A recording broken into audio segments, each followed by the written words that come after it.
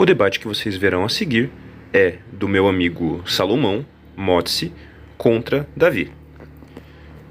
O Motzi irá defender a doutrina católica com respeito às escrituras, de que não somente a escritura é válida, enquanto o Davi irá defender a sola escritura. Este debate ele está sendo publicado, pois há muita insistência do meu amigo, ele queria realizar esse debate, o qual ele marcou, o efetuou e pediu para que eu upasse aqui no canal. E eu, como havia proposto anteriormente no meu debate contra o Aquiles, que o canal estaria aberto para quem quiser debater por aqui, eu cedi a ideia e deixo aberto também ao público para aqueles que, interessados em utilizar a Divisão Santa Cruz para lançar debates para que fiquem publicados na internet, né, de forma a divulgarmos melhor esse tipo de conhecimento, esse tipo de coisa, basta me comunicar, mande uma mensagem, eu leio todos os comentários e a partir disso eu faria o vídeo. O mediador do debate é o Biderman. Aqui. Salve, gente, meu nome é Pedro Biderman. Vou acompanhar o debate de dois amigos meus, o Davi e o Salomão, sobre sola escritura. Salomão sendo católico, Davi sendo presbiteriano. E vou começar com aqui 15 minutos. 15 minutos para apresentação. Posso começar? Já tô cronometrando. Tá cronometrando já, Biderman?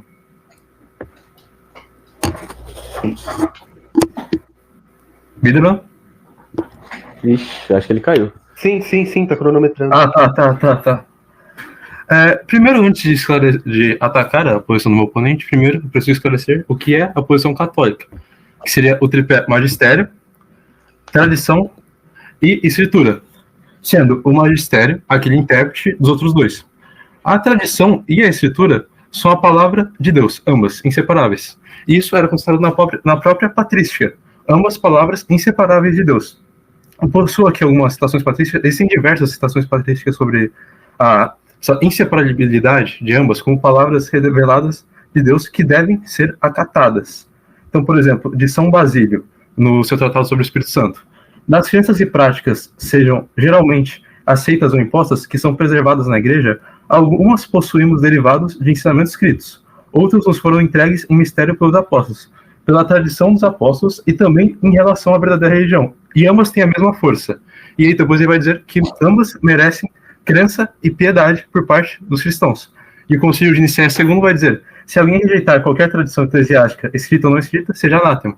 Então isso também vai contra algumas visões restantes, que a questão da tradição foi algo depois imposto na Idade Média, na Baixa Idade Média, alguns dizem isso. Sendo que existem diversas citações patrísticas que vão contra isso, outra aqui de Santo Atanásio. Mas depois dele e com ele estão todos os inventores de heresias ilegais, que de fato se referem às escrituras, mas não sustentam as opiniões que os santos transmitiram, recebendo-as como tradições dos homens. Erram porque não as conhecem corretamente nem o seu poder. Portanto, Paulo elogia justamente os coríntios, porque as opiniões deles estavam de acordo com as suas tradições. Aqui, novamente, vemos um pai da igreja, no caso Santo Atanásio, em sua carta festiva, exaltando a tradição. E essa tradição é guardada pela sucessão dos apóstolos. E a sucessão dos apóstolos é visível na patrística e na própria Bíblia. Existe na Bíblia de maneira implícita, não vai ter a palavra sucessão apostólica na Bíblia. É explícita. E nós católicos não dizemos que precisa ter, porque nós não queremos isso na escritura, mas a gente pode derivar de alguns versículos. Primeiramente, que no Antigo Testamento já havia uma autoridade magisterial por meio dos sacerdotes e levitas, e do próprio Moisés, que estabeleceu a autoridade sobre o povo judeu. Aí já temos um magistério pré-cristão. Mas também a sucessão apostólica, de certa maneira, na Bíblia. Quando vemos que os apóstolos têm a mesma autoridade que Jesus Cristo, como Cristo vai dizer em João 21, como o Pai me enviou, também vos envio. A palavra grega aqui usada para enviar é apóstolo. A palavra vai ter o seu substantivo apóstolos. A sua conotação não é só de envio comum, mas envio autoritativo. Ou seja, Cristo enviava aqueles apóstolos com a mesma autoridade que o Pai havia enviado. Ou seja, de ensino e esclarecimento. E também vai dizer aos seus apóstolos, em Mateus 28:20, e eis que estarei convosco por todos os dias até os fins dos tempos, ou por todos os séculos dos séculos, algumas traduções eu vou colocar. Ele sabia que os apóstolos iriam morrer, e como vai dizer São Clemente, em uma das suas cartas aos Coríntios, ele planejava justamente para os seus sucessores. essa noção de sucessão apostólica há desde o começo da patrística. A Igreja de Cristo está onde estão os apóstolos já morreram, então estão os seus sucessores. Outra evidência é as próprias cartas de Timóteo, que é o Paulo dando instruções para Timóteo de como levar o seu apostolado à frente. E quando Judas trai Cristo, os apóstolos em Atos 1, do 15 a 22, irão escolher outro. E depois, aqui, a parte da escolha, mostra-nos qual desses dois escolhesse, eles estavam discernindo qual dos dois iriam para ser o próximo sucessor de Judas, mostra-nos qual desses dois escolheste para assumir este ministério apostólico que Judas abandonou, indo para o lugar que lhe era devido. Então lançou as sortes e caiu sobre Matias. E presta atenção nessa parte. Assim, ele foi acrescentado aos 11 apóstolos, ou seja, os apóstolos possuíam autoridade de criar novos apóstolos. Nesse período, Cristo já havia subido aos céus. Então, então eles possuíam essa autoridade de criar novos apóstolos com a mesma autoridade que eles. Em Romanos também, Paulo vai dizer, como ouvirão se não há quem pregue, e como pregarão se não foram enviados? Ou seja, para o ministério é preciso ser enviado. E esses apóstolos foram enviados de Cristo, e eles enviaram seus enviados, com a mesma autoridade de Cristo. E essa igreja preserva as tradições apostólicas, e assim como preservou a Escritura. A mesma sucessão apostólica, que é a base da nossa fé, praticamente, de onde vem é visível na patrística. Não foi algo criado posteriormente. Por exemplo, aqui vamos ter como São Clemente, que agora é a citação integral, como eu falei. Também os nossos apóstolos, por meio de nosso Senhor Jesus Cristo, conheciam que haveria contendas por causa do ofício do episcopado. Por essa razão, visto que possuíam um perfeito conhecimento antecipado disso, nomearam os mencionados anteriormente. Aqui está falando dos apóstolos, dos bispos. E depois deram instruções para que, quando estes adormecessem, os apóstolos, outros homens aprovados lhe sucedessem seu ministério. Ou seja, São Clemente já falando de uma sucessão dos apóstolos. Também vamos ter Santo Agostinho, que vai dizer a mesma coisa, mas senão vai ficar muito maçante ficar citando, então vou finalizar aqui com Santo Irineu, que essa citação já é bem conhecida dele. Eu vou também citar Tertuliano, que também é bem esclarecedor. Aqui, em Contra as Heresias, de Santo Irineu. É possível para todos, em cada igreja, que desejam conhecer a verdade, contemplar a tradição dos apóstolos que nos foi revelada por todo mundo. Aqui já fala de tradição. E estamos em posição de enumerar aqueles que foram instituídos bispos pelos apóstolos e seus sucessores, até os nossos tempos, homens que não conheciam nem ensinavam algo semelhante ao que esses hereges deliram. Ou seja, ele fala para se afastar das heresias é necessário a sucessão apostólica. E também ele continua aqui, Santo Irineu, em outra parte, mas ainda no Contra as Heresias, é incumbente obedecer aos presbíteros que estão na igreja. Quais? Ele vai responder. Aqueles que, como eu mostrei, possuem a sucessão dos apóstolos. Santo Irineu, já no século II, possuía a noção de sucessão dos apóstolos. E agora irei finalizar a questão da sucessão apostólica com Tertuliano. Mas se houver algumas heresias que se atrevem a se estabelecer no meio da era apostólica, para que assim pareçam ter sido transmitidas pelos apóstolos, porque existiam no tempo dos apóstolos, podemos dizer o seguinte, que eles produzam os registros originais de suas igrejas, que eles desdobrem a lista dos seus bispos, seguindo em sucessão desde o início, de tal maneira que seu primeiro bispo possa mostrar como ordenador e predecessor alguém dos apóstolos ou homens apostólicos. Ou seja, Tertuliano confirma a sucessão apostólica e diz que para se afastar das heresias e para ir na verdadeira doutrina, vai ter que ter a sucessão apostólica. Então, desde a igreja primitiva, temos essa noção, que a igreja verdadeira, a doutrina reta, estaria nesses sucessores dos apóstolos, pois eles possuíam autoridade que foram enviados, como vai dizer Paulo em Romanos. Então, podemos dizer basicamente que a posição católica é assim. Tradição está tal qual como um cimento, escritura como o tijolo, e o magistério construtor, que a constrói, que ilumina essas ambas para a melhor interpretação delas. Agora eu gostaria de partir um pouco para a questão protestante.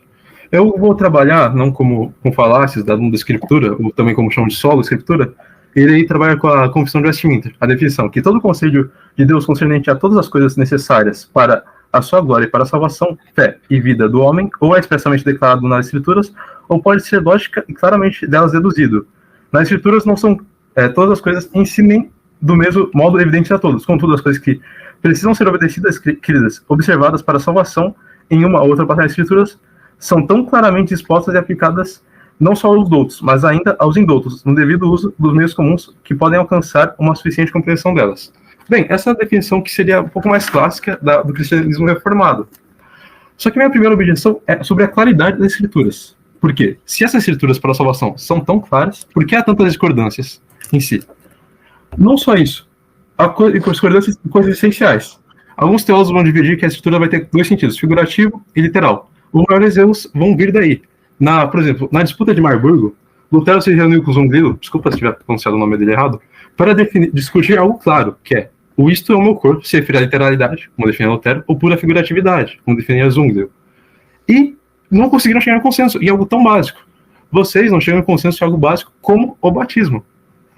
E quando você diz que a Bíblia é a autoridade final, em questão de em autoridade final e unicamente infalível, você deixa um indivíduo justamente ser o filtro da própria fé. Então, por exemplo, o cânon das Escrituras. De onde se dá o cânon das Escrituras se só a Bíblia é infalível? De onde sai esse cânon, se não da tradição? Isso já era afirmado por alguns pais da igreja, que a tradição levava os livros. Então a tradição precisa de certa infalibilidade também, porque ela foi passada pelos apóstolos. É a palavra não escrita de Deus. Ambas são palavras de Deus. Palavras de Deus na escritura não se refere apenas àquilo que foi escrito. Muitos profetas, quando iam pregar, está escrito na Bíblia, que eles levavam a palavra de Deus oralmente, ou seja, não é necessário ser escrito para ser palavra de Deus. Salomão, eu só vou te avisando que são 5 minutos, então pensa bem no que você vai falar para concluir o seu texto. Tá bom. Eu gostaria de fazer 2 perguntas aí, para finalizar, já que falta pouco tempo. Como se dá o cânon da escritura, se a igreja não é infalível, muito menos a tradição, que, principalmente, a igreja precisa ser infalível para termos um cânon infalível, porque precisa reconhecer, precisa ter o acesso ao critério de verdade, para achar onde está essa infalibilidade. E segunda, se é tudo para a salvação, tem que estar na escritura. Vou fazer 3, olha. Onde está só a escritura na Bíblia? Porque se ela é alguma coisa para a salvação, provavelmente é a raiz de todos os protestantes, só a escritura. Onde ela está na escritura? E, novamente, o porquê tanta divisão protestante? Por que dessas divisões, se as coisas para a salvação são tão claras e evidentes? Porque vocês vão discordar até o que pode ser deduzido da Bíblia. O Chemnitz vai dizer que o batismo infantil pode ser deduzido. Os anabatistas vão discordar. E diversas outras coisas, como estão básicas. O batismo é tipo um exemplo claríssimo. Alguns vão dizer que, eu não sei, que X coisa é pecado, que divórcio não pode, que é algo para a glória de Deus. Se divórcio não pode, é um pecado grave. Divórcio não pode, então você não... Então vai discordar, alguma denominação vai falar isso, outra vai falar aquilo. E todos vão discordar entre si. O que é para a glória de Deus? Porque quando você peca, você não está levando a maior glória de Deus. Então, a discordância é essencial essas coisas. Já acabou? Não, é só pergunta, perdão, tirar o seu tempo, depois você pode só voltar. Eu só queria falta só... 4 minutos. Então, depois você volta o tempo dele, são só 2... são 2 perguntas, mas acabando foram 3, né? Eu falei que ia ser 3. Não é tipo, é obrigatório. Não é obrigatório, é livre a quantidade de perguntas, você pode fazer 10. Só não... mas tipo assim, me fala quais que eu anotei. Como se dá a infalibilidade das escrituras e onde... Como se dá o cânon, como se dá o cânon das escrituras... Só para essa já vou finalizar. Como se dá o cânon das escrituras, se a igreja não é infalível nem a tradição, porque a própria Bíblia não vai ter um índice falando quais são os livros, e quem as escreveu, muitos livros a gente não sabe direito quem escreveu, se não tivesse sido uma tradição externa, e também onde está na Bíblia só a escritura, isso daí você anotou, e por que tantas denominações com coisas básicas, discordando o que é pecado entre si, se a Bíblia vai ser clara nas coisas concernentes para a glória de Deus e salvação. Então finalizo aqui. Você não precisa responder diretamente, você pode fazer sua apresentação e depois responder, ou depois fazer objeções e responder, você que sabe. Finalizo. Conclui sua fala, Salomão? Sim. Então vou passar a palavra para o Davi. Só deixa eu cronometrar aqui uns 15 minutos para mim, né, Pedrão?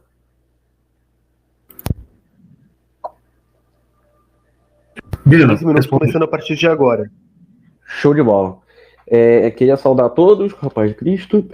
Então, falar aqui e responder os principais pontos do que o Moisés deu. Falando primeiro da tradição. Uma das divergências que a gente tem entre catolicismo, que é o conceito de sola escritura. Os católicos, eles quase batem no conceito de nuda, né? Confundem muito o sola escritura com nuda. O sola escritura, que é o que o presbiterianismo segue e as confissões de Westminster seguem, ele não é contra a tradição. Ele diz que a tradição é abaixo das escrituras. assim como a Santa Escritura diz e reconhece. E veja bem, uma pergunta para o Moody responder também se a Santa Escritura já diz que o homem é corruptível e a tradição do homem é corruptível, por que as Escrituras estão a nível da tradição? Respondendo onde que isso está na Escritura, a gente pode ver em Timóteo, quando São Paulo diz que as Escrituras são infalíveis. Só pegar o texto aqui para vocês.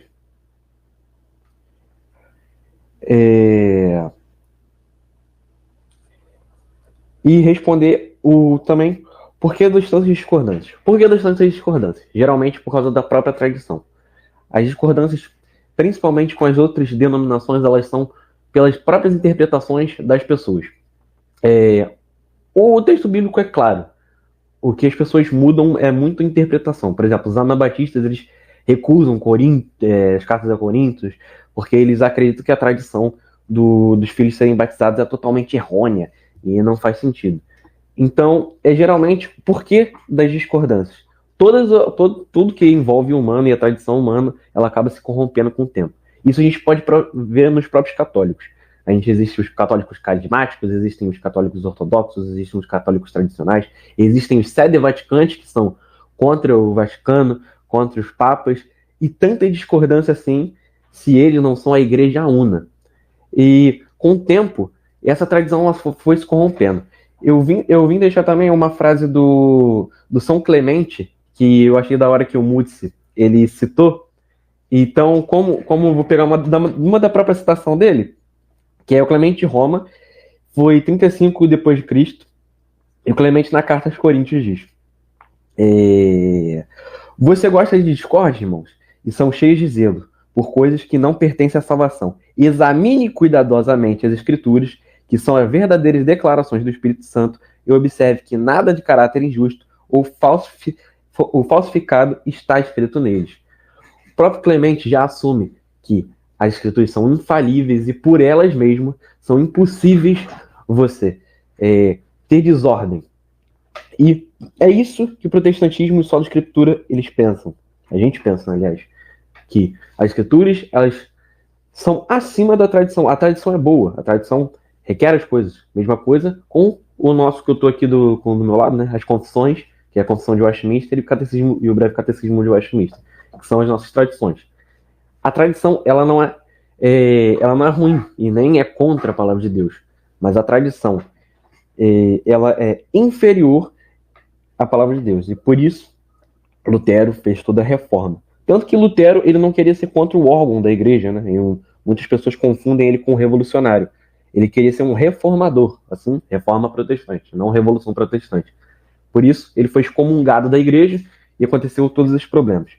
Outra pergunta aqui que eu anotei: como se dá a infalibilidade do cânon pelas Escrituras? A gente segue que as próprias Escrituras, que os primeiros evangelhos eles foram dados aos povos judeus. Os povos judeus esses.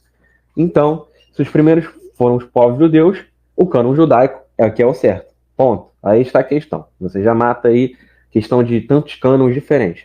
Tanto que isso não é uma divergência entre os protestantes e sim, e só entre os católicos, porque os católicos ortodoxos têm todos os livros apócrifos da Septuaginta e os católicos romanos têm alguns livros católicos da Septuaginta.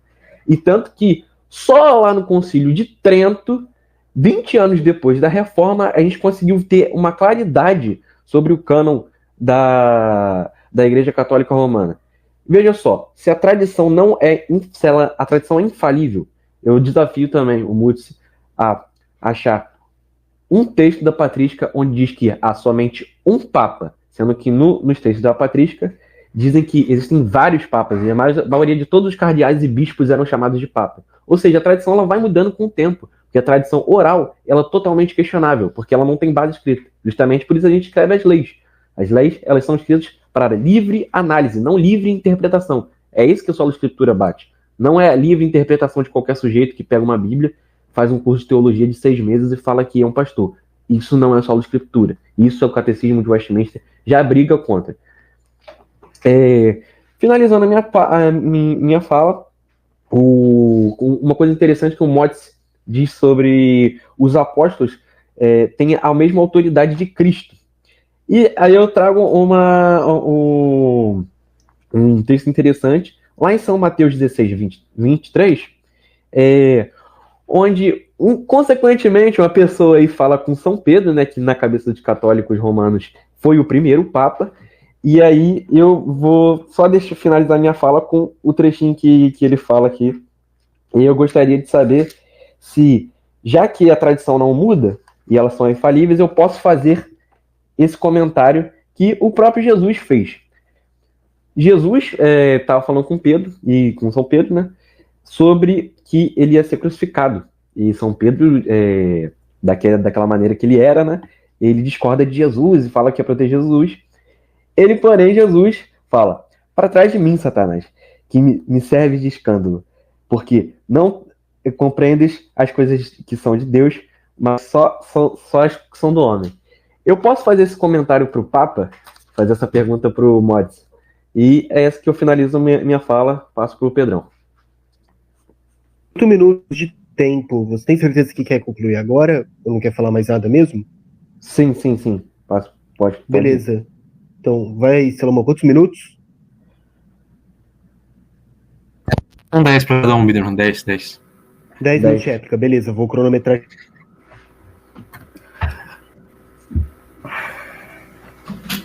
Posso começar? Pode sim. Pode começar agora, cronometrando. Eu fico um pouco meio estranho, porque não foi respondida nenhuma das minhas 3 perguntas.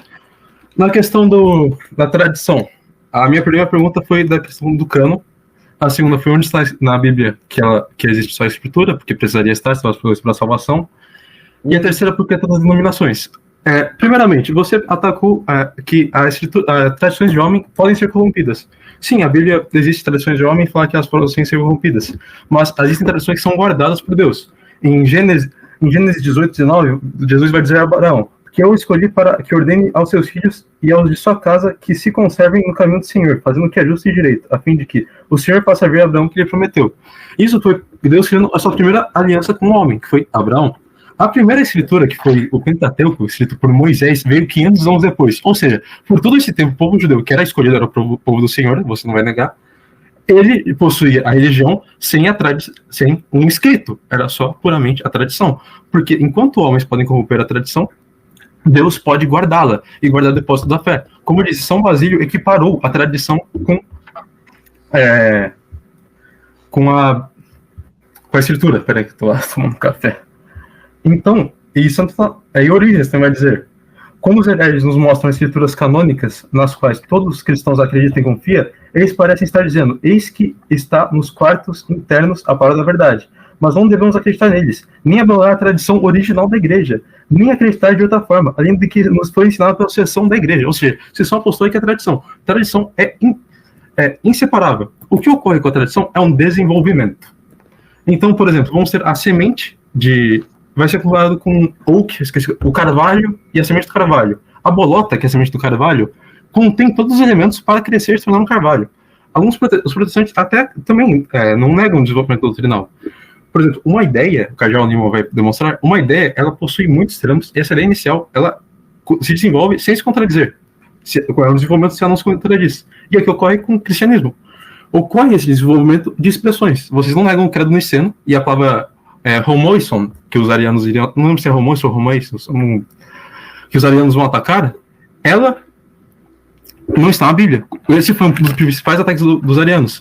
O Maximiniano, que debateu com Agostinho, ele citou o versículo que os protestantes vão citar, para dizer que tudo está na Bíblia, que é o 2 Timóteo. Uma das cartas de 2 Timóteo, agora não vou lembrar. Porque eles também... perdão. Mas, agora sobre a questão das... a corrupção pode ser preservada e que isso reconhece tradições extra-bíblicas. Por exemplo, quando ele vai dizer Mateus 28, ordena para obedecermos aos fariseus. Deixa eu pegar aqui exatamente, para não ficar. Ele fala que os fariseus estão sentados na cátedra de Moisés, para obedecer a eles, mas não fazer o que eles fazem, porque eles eram hipócritas. Ou seja, ele reconhece uma autoridade, e não só reconhece uma autoridade, ele reconhece uma tradição extra-bíblica, porque a tradição da cátedra de Moisés é uma tradição autoritativa para os judeus, E cátedra, normalmente na Bíblia, cadeira, se refere à sucessão. A cátedra de Moisés seria as tradições, uma tradição judaica reconhecida por Cristo e também um magistério reconhecido por Cristo. Em nenhum momento Cristo vai chamar os fariseus de sacerdotes, justamente para não denegrir a profissão de sacerdote, porque o que eles faziam era em relação a eles. Agora, a questão das discordâncias entre católicos. Isso é um anacronismo histórico gigantesco, gigantesco mesmo. Até 70 anos atrás, aqui, o mundo inteiro vive uma crise. Existem vertentes protestantes, diversas outras coisas que se degeneram completamente, porque o mundo inteiro está em uma crise. A igreja também está em uma crise gigantesca de autoridade. Então é completamente anacrônico vocês demonstrar uma situação de crise da igreja, tal qual como houve na crise ariana, para dizer que não há unidade. E mesmo assim, os carismáticos, mesmo eles tendo aqueles exageros esquizofrênicos deles, eles não negam o meu credo. Eles professam as mesmas coisas, comunhão dos santos, tudo, o papado. Os protestantes, os progressistas, vão negar tudo que os tradicionalistas pregam. Tudo. Completamente diferente. A diferença entre os católicos se dá entre indivíduos, mas não denominacional. O católico tem um único ensino, que é o da igreja, autoritativo, pelos concílios, pelo Papa, pelo magistério ordinário, pelo magistério extraordinário, e ele tem que seguir. As diferenças que vão se dar é dos indivíduos que não querem seguir. O ensino único, as protestantes, é cada denominação falando uma coisa, e às vezes os indivíduos de própria denominação, cada um concorda em uma coisa diferente. Você também citou os ortodoxos. Os ortodoxos estão em cisma com a gente desde o século XI. Então, eles definitivamente não são católicos, porque... E antes que você venha atacar que justamente a gente não consegue resolver porque nós seguimos a tradição, existem diversos debates entre católicos e ortodoxos e eles estão errados, sim, tem como provar essa questão, mas a gente não está debatendo aqui a questão de cisma do Oriente, essas coisas. Eles têm visões teológicas completamente malucas, eles negam a simplicidade divina, e teve o Concílio de Florença, que quase voltou à comunhão. E a questão do papado, sim, poderia ser chamado de Papa, mas como pastor universal, como eu disse, a ideia que existe vai se expressando da mesma maneira se desenvolvendo, assim como a semente que cresce em uma árvore, mantendo a mesma forma. O bebê que cresce em homem é o mesmo bebê, só que vai se expressando de maneiras diferentes. Você também citou Macabeus 3, que você não respondeu a questão do cânon, ele tentou trasladar para a questão deuterocanônica, ou seja, você está tentando trasladar de uma coisa para outra. Responde as 3 perguntas que eu te fiz. E além do que... 4 minutos. Tá bom, já vou finalizar. Os ortodoxos, a grande maioria, não reconhece Macabeus 3, não. Muito grande maioria deslavada. Tanto que os ortodoxos vão usar a Bíblias católicas aqui no Brasil, que não vai ter uma tradução oficial. Então, eles não reconhecem Macabeus 3, deslavada, a grande maioria, é que os ortodoxos não possuem unidade, né? Então... E gostaria que eu repasse minhas perguntas. Onde está a Bíblia só a Escritura? Por que das denominações protestantes? E como se reconhece o cânon? Já que ele é a única autoridade, já que a Bíblia é a única autoridade infalível, de onde se reconhece o cânon? De onde se faz o cânon? Porque a Bíblia precisa ser infalível. Nós não negamos isso. Você citou versículos, você fez citações, falou que a Bíblia é infalível. A gente não nega isso, poxa. Mas a gente nega que precisamos do magistério para corretamente interpretar ela. Porque senão a Bíblia é bagunça. A Bíblia se torna uma fonte de erro. Orígenes dizia já no século IV que só a escritura não basta. Você precisa da palavra não escrita de Deus que foi passada aos apóstolos. E sobre... esqueci de falar, pedra de tropeço, né? Que chama de pedra de tropeço, algumas poderosas de Satanás. Pedro ainda não era papa naquilo em questão, não havia coisa do Pentecoste. Pentecoste foi quando foi revelado todo o Espírito de verdade.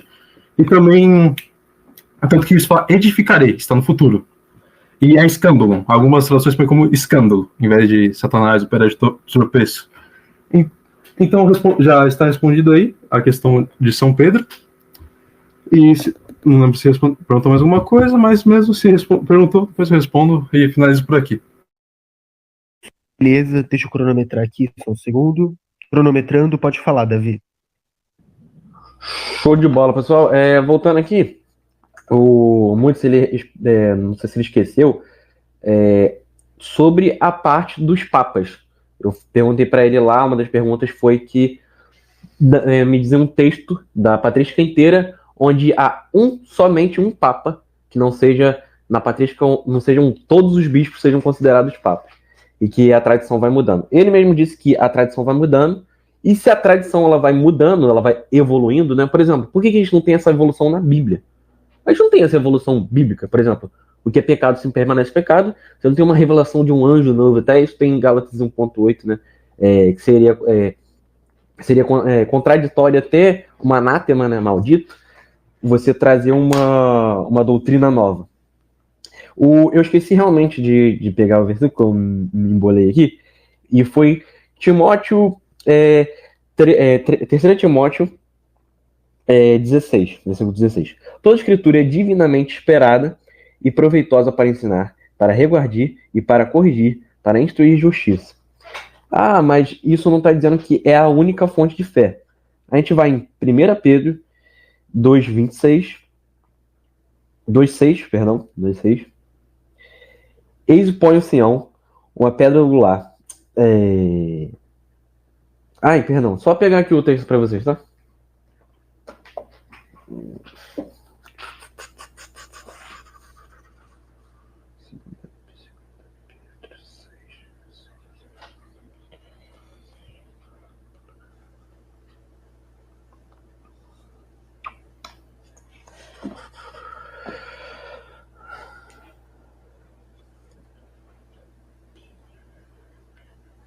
Que eu pauso o cronômetro enquanto você procura? Pode pausar. Pausa aí, por favor. É que eu só tô procurando pra não ficar pela minha palavra, ou pode ser assim mesmo?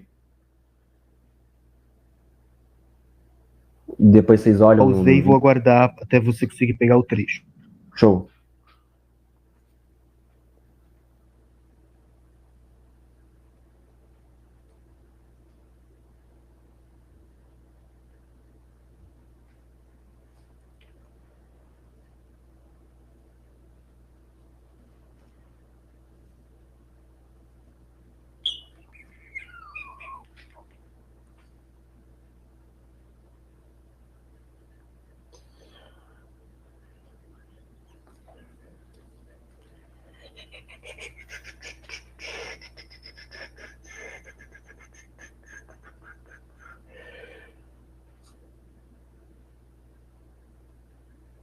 De Cristo. Pronto, pode voltar aí.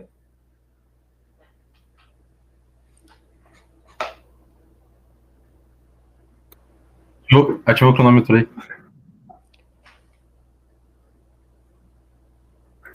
Alô, Biderman. Gravando? Foi? Cronômetro, Já tá- tá tudo certo. Tá continuando. Continuando? Então, recapitulando ali, para ver se deu a entender, em Timóteo, versículo 3, 14 a 17, ele diz sobre a infabilidade das escrituras. E aí eu ia complementar que o argumento é que, mas isso não se diz sobre, como eu posso falar, da infabilidade da tradição. E aí, em 1 Pedro 1,18, versículo 18 a 19, sabendo que não foi com essas coisas corruptíveis, como prata ou ouro, que foste resgatados da vossa sã maneira de viver, por tradição recebeste dos vossos pais, mas com precioso sangue de Cristo, como de um cordeiro imaculado e incontaminado. Várias vezes na Escritura a gente vê pessoas mudando, por exemplo, mudando com a tradição humana e com a tradição oral, porque a tradição oral, ela realmente, se você pegar a tradição oral, ela salva por si só, isso não é uma negação, mas a tradição oral ela pode ser corrompida. Isso a gente vê com os bereanos, povo que Paulo diz em Atos 17, 11, que eles eram povos nobres da Tessalonicenses, que eles examinavam as escrituras da igreja. E Paulo bendiz esse povo. Ou seja, eles analisavam as escrituras para depois entender o que a igreja queria passar, e o que o órgão, a instituição da igreja queria passar. Por isso a gente luta contra. Por isso que a gente luta contra o magistério por si só, tentando analisar a igreja por si só, analisar as doutrinas bíblicas por si só. Mais uma pergunta que ele fez e que eu não peguei aqui. Por que tanto das discordâncias, né? E eu falei que era só pela interpretação, eu esqueci de falar isso, pela interpretação humana, e que as pessoas interpretam as escrituras. Isso não é o conceito de sola escritura, isso é o conceito de nuda escritura. Isso é mais relacionado às igrejas pentecostais. Eu não sou pentecostal, então não posso falar. Mas em geral é mais ou menos isso. O sola escritura, ele não diz para você dizer sobre as escrituras, né, interpretar sobre as escrituras, que os católicos romanos utilizam muito de exemplo, não é para você interpretar as escrituras, não é isso que só a escritura diz, e que é refutado já lá em primeira carta de Pedro, São Pedro, onde ele diz que o evangelho não é livre de interpretações, ele é livre de interpretações. O que é o só a escritura? Ele é livre análise, o que o Cerro. A livre análise, ela só diz para você entender o que é o Santo Evangelho e onde que os seus líderes estão errando, onde suas lideranças estão errando. Porque se a gente for ficar só na tradição oral, putz, ferrou. Porque eu mesmo tenho aqui um texto de São Jerônimo, e o São Jerônimo, que acredito que ele já tenha citado ali no começo, São Jerônimo, ele não acreditava nos livros deuterocanônicos, né? Que ele falou que a gente estava saindo, mas eu vou apertar essa tecla de novo do cânon. Se a gente for confiar, então, na tradição oral, São Jerônimo, santo da Igreja Católica, não acreditava nos deuterocanônicos. Se ele não acreditava e essa é uma tradição, e a tradição é infalível, como que isso mudou? Isso é um avanço? O que é um avanço? Por que o Evangelho e as Santas Escrituras não tem esse avanço? Não lembro de mais nenhuma dúvida do Motz. E, de novo, eu vou completar com a pergunta que ele me dê na patrística, onde há um só Papa e não são todos os bispos. E é isso, finalizo. Passo para o Pedrão.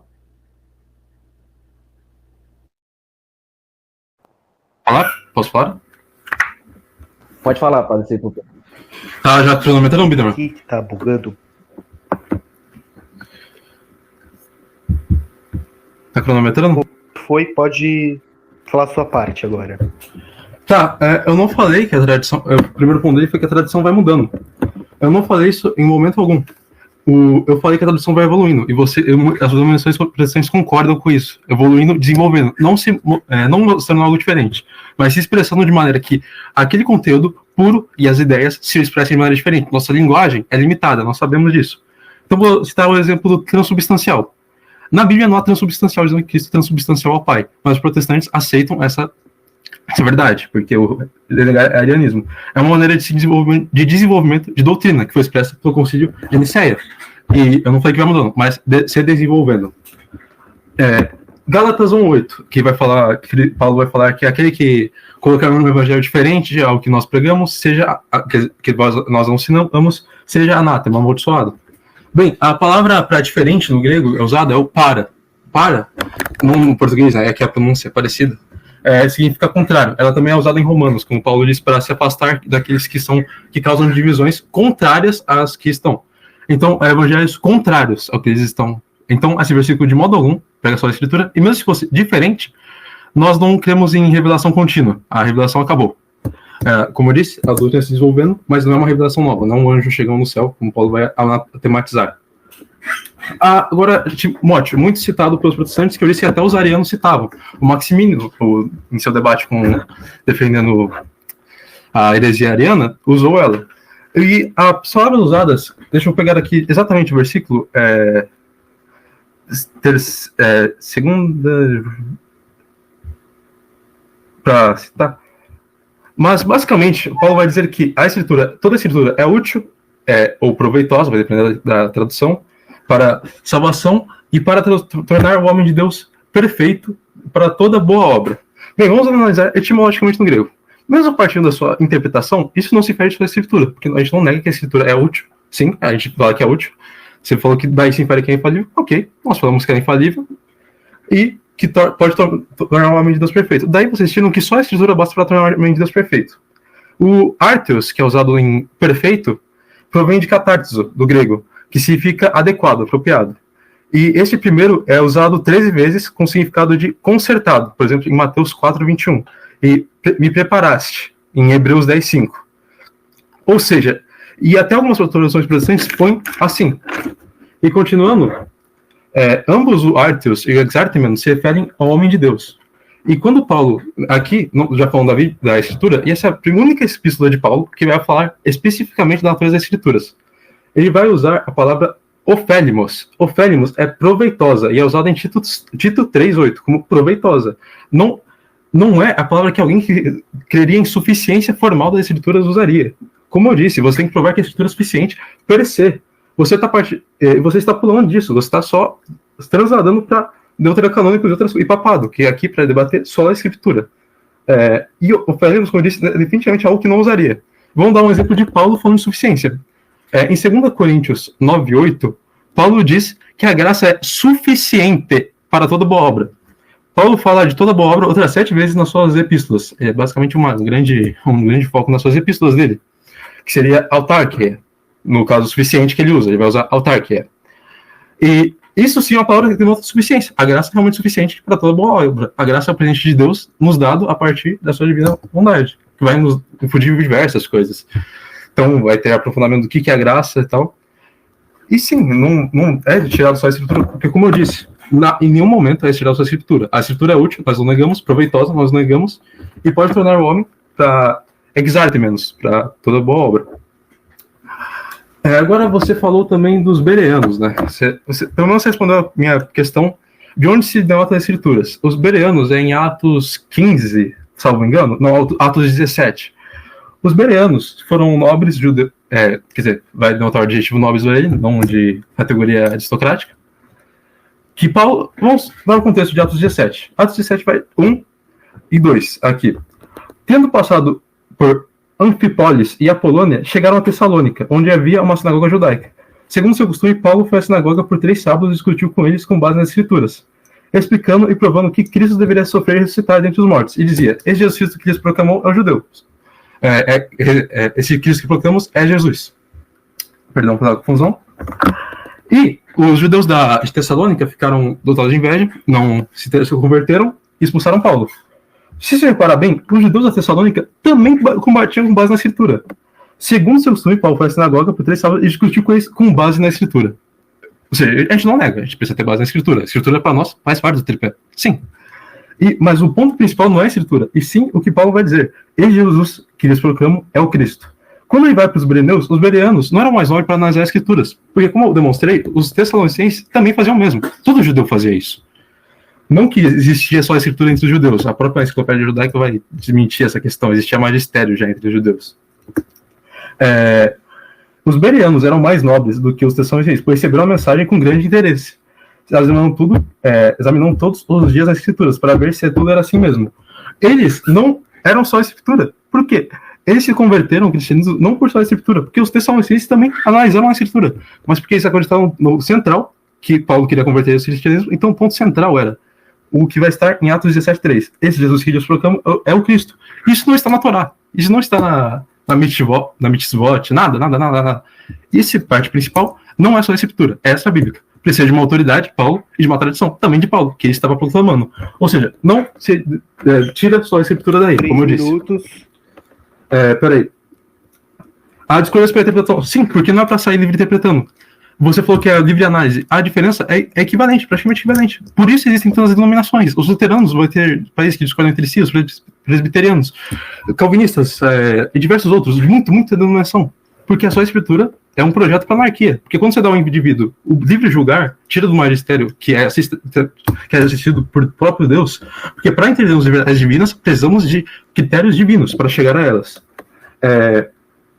Em São Jerônimo, o escritor, esqueci o nome dele, é um estudioso patrólogo, Gary Michuta, vai dizer que São Jerônimo estava contra o mundo, e é verdade, todo mundo considerava os deuterocanônicos verdadeiros. E você está transadão, porque nós estamos debatendo aqui deuterocanônicos, a questão do Papa. Não havia a palavra Papa, mas havia a ideia de honra à sede de Roma. Eu não vou citar aqui a Santo Irineu, porque acabaria meu tempo, mas ele fala que a sede de Roma é a mais nobre fundada por Pedro e Paulo. E daí vai se desenvolvendo. Desenvolvimento é diferente de mudança. E, basicamente, você não respondeu a questão do cânon ainda. Você não respondeu em nenhum momento a questão do cânon. Denominação, você não respondeu, porque, evidentemente, há muitas denominações protestantes. O próprio Lutero, que foi o pai da Reforma, ele quando ele pregava a suficiência da Escritura, ele começava a dizer que a Epístola de Tiago errou. Caso você diga que isso é informação falsa, está no seu prefácio ao Evangelho do Novo Testamento e prefácio à Epístola de Tiago. Ele vai dizer que é a Epístola de Palha e que errou. Ou seja, ele próprio se colocava como autoridade da Escritura. Porque quando você tira o magistério, o indivíduo aproxima o magistério. Então precisamos desse magistério, assim como havia no Antigo Testamento. Eu estou sem tempo, mas havia magistério no Antigo Testamento. Por exemplo, Agora eu não vou conseguir, mas porque eu tô realmente sem tempo, o meu tempo tá acabando. Mas Moisés finaliza a lei. minuto. Tá, eu vou finalizar. Moisés analisava a lei, em Deuteronômio vai falar: apresente aos sacerdotes levitas e aos juízes que estiverem exercendo o cargo na ocasião. Consulte-os e eles darão o seu veredito. Percebam de acordo com a decisão que eles proclamar no local que o Senhor escolher. Tentem fazer tudo o que eles ordenem. Quem agir contra a rebeldia contra o juiz, o sacerdote, ali deve estar em serviço de morto. Ou seja, há magistério no Antigo Testamento e Deus preservou as tradições do Antigo Testamento, que Cristo vai citar uma tradição extra-bíblica, que com certeza tinha origem divina para citar, e Abraão foi preservado. Deus pode preservar essa tradição de maneira extraordinária. E por isso que nós vemos a continuidade na doutrina cristã, a partir da Igreja Católica, como eu disse, na sucessão dos apóstolos. A doutrina se desenvolve, mesmo não tendo usado o termo Papa, assim como não usaram o termo consubstancial na Bíblia, e Cristo já era Deus, já havia um primado da Sé de Roma. Isso foi se desenvolvendo. Eu finalizo aqui. Beleza, deixa eu cronometrar só um segundo. Tá cronometrando? Pode falar, Davi. Então, voltando aqui pro... A pergunta do cânon, da Bíblia e das denominações. Principalmente do cânon, que você não respondeu. Perdão, fala de novo. As 3 perguntas. Você não respondeu a questão do cânon, nem da Bíblia, nem das denominações. Eu quero... principalmente do cânon. Tá. Vamos lá. Talvez você não tenha ouvido, ou sei lá. Primeiro, do cânon, como a gente define? A própria Escritura diz que o cânon, ou seja, o Evangelho foi pregado primeiro aos judeus. Da onde que a gente tirou o cânon? Dos judeus, a Taná. Pronto. Só isso. Como que a gente descobriu. Pronto. Simplesmente seguindo a própria Escritura. Voltando pro ponto que eu tava mudando, né, de assunto. Eu não mudei de assunto. O ponto principal por que eu estou usando o exemplo do São Jerônimo com os deuterocanônimos e do papado? Porque eu estou te mostrando que a tradição, ela propriamente se altera. Tanto que você não respondeu ainda sobre o papado, porque ele não existia um papado só, não existia uma autoridade só. Tanto que nunca, você não tem como me dizer na patrística uma autoridade só, como um São Pedro, como uma autoridade própria que fica ali cuidando de tudo e todos e não existe nada que ele erre doutrinariamente. Outra pergunta que ele fez foi que a sola escritura ela não se baseia na Bíblia. Aí eu acabei, ele mesmo falou que a escritura ela tem infabilidade. Só que aí eu queria responder, então, qual que é a lógica de você escrever algo, já que você escreveu uma lei, por exemplo. Vou dar o exemplo da lei governamental. Qual é a lógica de você escrever uma lei? Por que os gregos começaram a escrever as leis? Por quê? Para você não se alterar, para livre análise. Não é para você ter uma livre interpretação. É isso que se faz no direito. Você tem uma livre análise. Então, por que respondendo outra pergunta também, por que tem tantas denominações e tal? Livre interpretação, que é diferente de livre análise, que é o que o Sola Escritura prega. Você se contradiz ali na parte sobre ortodoxia. Sobre ortodoxia e sobre as diferenças, né? Como que a tradição é infalível se a Igreja Ortodoxa, antes do cisma, fazia parte da Igreja Católica Romana? E não faz sentido nenhum, então, a tradição ter mudado, então, se a tradição oral é tão perfeita assim, como que as coisas foram mudando tão drasticamente para ter uma outra denominação, uma outra igreja que se denomina católica também? E qual tradição eu vou considerar, qual tradição oral eu vou considerar? A católica romana, a ortodoxa? E não é fugindo do tema, é mostrando que a tradição oral, ela por si só, ela vai se mudando e alterando. E eu queria só terminar com uma pergunta, então, que ele não respondeu desde o primeiro, que eu esqueci de citar também, que é: eu posso falar pro Papa hoje, pro Papa Francisco, no caso, que ele representa os conceitos do homem, de Satanás, e que não dos conceitos de Deus, porque Jesus fala isso. Isso é uma tradição. Então não pode se alterar, como você mesmo disse. E não tem evolução. Isso aqui é uma mudança clara. Então, eu posso chamar ele assim, eu posso dizer que ele está errado, ou não. Ou é totalmente infalível. E aí eu termino e passo a palavra para o Mati de novo. Cronometrando? Eu acho que ele caiu, mano. Travou aqui meu celular, desculpa. Tá. 4 minutos só. Tem certeza que você não quer falar 10. mais? Acho que 10. você entendeu um pouco mais. Pode, simplesmente pode passar. Pode. Não, beleza. Só um segundo que eu vou cronometrar pro... Rapidinho, o Pedro, perdão, desculpa atrapalhar a fala aí, mas quanto tempo que falta para as considerações finais? Não, acho que ainda vai demorar, né? Acho que você tem que se concentrar, né? A gente falou que o máximo era 2 horas e 40, estamos com 51 minutos, vamos levar até para umas 2. Ainda Show. passeado. Não, Posso passar? Tá, deixa eu cronometrar. Pronto, começa aí. Tá, você falou que seguimos o cânon dos judeus. Isso é uma falácia, porque escolhendo uma história. Primeiro, o concílio de Gêmina foi algo que estava no século XIX, que nem foi um concílio, foi uma reunião de judeus aí que se uniram numa escola grega, um negócio completamente aleatório. E na época de Cristo existia 5 versões diferentes do Antigo Testamento, sendo 3 delas que consideravam. Se quiser, posso citar aqui a lista de quais eram, que eram dos saduceus, dos fariseus, dos sabínicos, diversos. 3 delas consideravam os deuterocanônicos como inspirados. Mas, como eu disse, não vamos debater deuterocanônicos. Essa resposta, eu quero saber de onde sai o cânon do Novo Testamento, então. Como que se define ele infalivelmente? Quero saber, porque na Bíblia não tem nenhum texto dizendo quais são os cânones do Novo Testamento, nem do Antigo. Como eu disse, os judeus não tinham um cânon definido na época de Cristo. Então, por favor, me responda, de onde sai o cânon do Novo Testamento? De onde sai o cânon do Novo Testamento se a igreja não é infalível? Como que a Bíblia é infalível? Como que o cânon é infalível e a Bíblia não? Quer dizer, como que a igreja é infalível e o cânon não é infalível? Por quê? Você entendeu. Baralhei, perdão. Questão do São Jerônimo. O São Jerônimo, como eu disse, era ele contra o mundo. Todo mundo concordava que os deuterocanônicos eram infalíveis e faziam parte da escritura. Então, tanto que ele obedeceu ao Papa Damaso. O Papa Damaso falou, traduz e põe na Bíblia, e São Jerônimo, como um católico, obedeceu a autoridade superior a ele. Então, porque era literalmente ele contra o mundo, a questão de São Jerônimo. Então não é uma tradição que todo mundo havia na época e mudou. Não. Tanto que as igrejas que se cismaram seguem esse mesmo cânon. Eu respondi a Timóteo, a questão de Timóteo, então você não demonstrou na Bíblia, onde está só a escritura. Livre análise é diferente de livre interpretação. Ora, se isso fosse verdade, não haveriam tantas denominações. Deixa eu exemplificar.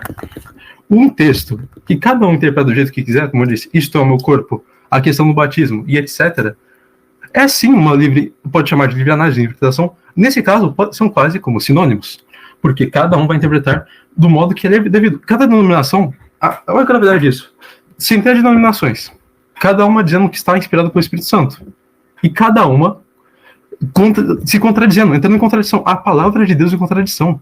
Como que isso pode? Deus não se contradiz em momento algum. Lutero, quando fez a reforma, depois surgiu Calvino com o cristianismo reformado, depois Anabatistas com a reforma da reforma. E assim seguiu, reformando. Tanto que Muntzer, um anabatista, vai chamar Lutero de doutor mentiras e ladrão, e depois Lutero vai chamar ele de demônio, porque eles se odiavam. Cada um dizia que tinha o Espírito Santo, e ninguém chegava em consenso nenhum. Porque a escritura é obscura, ela não é um texto alento, que todo mundo vai entender. E Lutero era um homem estudado, ele era formado em direito. Calvino era um homem estudado. Zwinglio era um homem estudado. E todos discordavam entre si. Eu preciso só a escritura na Bíblia, não há. Isso daí é um princípio para anarquia. E a questão da igreja ortodoxa. Os ortodoxos interpretam completamente mal a patrística, tá? Eles falam que as energeias divinas diferem da essência e falam diversos outros absurdos. E como eu disse, essa questão nós debatemos com ortodoxos. É como se fosse uma tradição esotérica que não tem como debater, não. A gente fica, não, minha tradição diz isso, só diz isso. A gente fica só nessa esquizofrenia. Não, a gente debate com os ortodoxos. É que no Brasil não tem tanto ortodoxo, então por isso que não é tão comum, é mais comum você ver católico e protestante, igual estamos fazendo agora. Mas nos Estados Unidos existem diversos debates entre católicos e ortodoxos. Por quê? Sim, a tradição ortodoxa foi corrompida quando se separaram por homens orgulhosos, como Fócio, que começou a negar a processão do Espírito Santo do Pai e do Filho, que é algo que está nos pais da igreja e é algo raciocinavelmente lógico, porque eu não vou entrar em filioque aqui, né? Mas só são relativos. A diferença da Trindade é cada uma relativa à outra. Se o Espírito Santo e o Filho procedem ambos do Pai, os dois são iguais. E diversas outras coisas que nós debatemos com os ortodoxos, sim. Papa Satanás, na época Pedro não era Satanás, quando Cristo vai dizer. E como eu disse, a palavra usada do grego é escândalo. Escândalo pode ser traduzido como o escândalo mesmo. E Pedro ainda não era papa. Isso não é uma tradição, é só uma repreensão que Cristo fez, por conta da atitude de Pedro. Porque Pedro estava indo contra a cruz de Cristo. Ele ainda não era papa. Então, porque vai ser em Pentecostes que ele vai ser papa. Então, não quantos? Tá. Não se infere daí que isso é uma tradição, foi só uma repreensão contra quem se negam a cruz de Cristo. Óbvio, na época Pedro não era papa, e o papa não é infalível em tudo que ele faz. Se o papa der uma opinião teológica, ele não é infalível. Gostaria que você respondesse novamente essas perguntas. Onde está só escrito na Bíblia? O cânon, como que se dá? Porque você dizia que é o cânon dos judeus, quando não havia um cânon unificado judeu. E o Novo Testamento. Como que se dá o cânon do Novo Testamento? A Bíblia não diz qual é o próprio cânon. Ou seja, é necessário uma autoridade externa a ela. E muitos apóstolos, como vai demonstrar Eusébio de Cesareia em sua história eclesiástica, vão falar, só foram escrever por questões acidentais. João escreveu por conta do crescimento da igreja judaizante. Foi pedido a ele, já era velho, o evangelho. Porque o foco deles, Jesus pediu para eles pregarem. Eles escreveram depois. Foi como quase como uma salvaguarda. E eu respondi as suas questões bíblicas, a tradição, Deus pode preservá-la, e como houve o concílio, em que os apóstolos estabeleceram a sua autoridade, a mesma autoridade estabelecida por meio da história, na igreja. E, assim, eu repito, pergunta do cânon, como se dá o cânon do Novo Testamento e do Antigo, já que não havia uma unificação. E, como que se dá o cânon? Por que tanta divergência protestante? Que eu já demonstrei que desde o início da Reforma, cada um vai discordar entre si, porque cada um vai transformar a Bíblia em livro para a própria perdição, como vai dizer Pedro, que há coisas na Bíblia que são difíceis que os ignorantes levam para a perdição. Aqui, o difíceis não é usado relativo a ignorantes, mas ele fala que as coisas são difíceis em si mesmas, mas os ignorantes levam à perdição. Só para não confundir, eu ver que só os ignorantes levam à perdição. Então, como que se o Espírito Santo assiste essa igreja protestante, como ela se contradiz tanto, e o cânon, como que se dá, e onde está só a escritura na Bíblia, se tu para a salvação tem que estar nela, e principalmente do cânon, porque o cânon é a pedra no sapato. Porque se a Bíblia é a única autoridade infalível e única, praticamente, autoridade per se, porque todas vai depender dela, então, como que se dá o cânon? Como? Por favor. Porque só respondeu que segue dos judeus, que não havia um cânon unificado, como eu já falei. E como se dá o cânon do Novo Testamento? Porque os pais da igreja vão dizer que havia o cânon. A questão do Papa, né, que você falou que não teve nenhum padre do Papa. Eu falei, as ideias se desenvolvem. E Irineu vai dizer que, mas como seria muito extenso numerar no volume como em essas sucessões de todas as igrejas, confundiremos todos aqueles que, de qualquer maneira, seja por autossatisfação, vanglória, cegueira ou opinião maliciosa, se reúnem em outro lugar que não adequado, apontando aqui as sucessões dos bispos de maior e mais antiga igreja, reconhecida por todos, fundada e organizada em Roma, pelos dois apóstolos mais gloriosos, Pedro e Paulo. Essa igreja que tem a tradição e a fé nos foram transmitidas após terem sido anunciados aos homens pelos apóstolos. E aí vai dizer, pois com esta igreja, por causa da sua origem superior, todas as igrejas devem concordar. Ou seja, vemos ainda se desenvolvendo, a tradição não muda, mas como eu disse, ainda como teve o desenvolvimento de expressar que Cristo era Deus, se desenvolve a doutrina. E os protestantes não negam que há desenvolvimento de doutrina. E como que se dá a unidade protestante? Porque não há unidade nenhuma. Cristo vai dizer uma só fé e um só batismo. Onde está essa uma só fé? Essa igreja tem que ser visível. Então, em Efésios, vai dizer, Efésios 1:22, Deus colocou todas as coisas debaixo dos seus pés e os designou de cabeça de todas as coisas para a igreja, com o seu corpo, a plenitude para aquele que enche todas as coisas em tudo.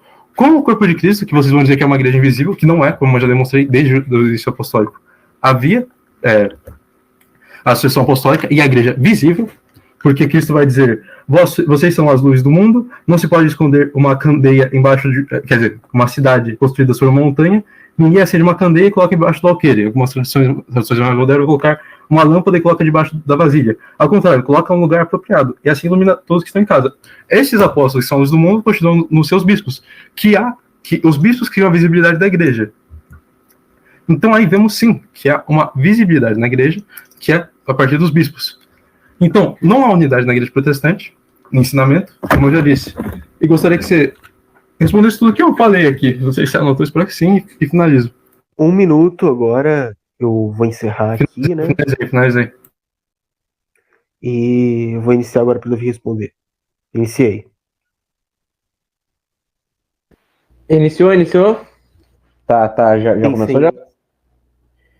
Então, de novo a gente vai ficar batendo nessa mesma tecla. Você disse então que nós, protestantes, a gente não renega a tradição. Assim como vocês disseram que, você acabou de dizer que não renega as escrituras. A gente também não renega a tradição. Como que foi feito a escolha do nosso cânon? Primeiro, você disse lá sobre o exemplo lá em Tiago de Lutero. Isso é uma falácia antiga lá da Igreja Católica que dizia que o Lutero tinha removido os livros da igreja.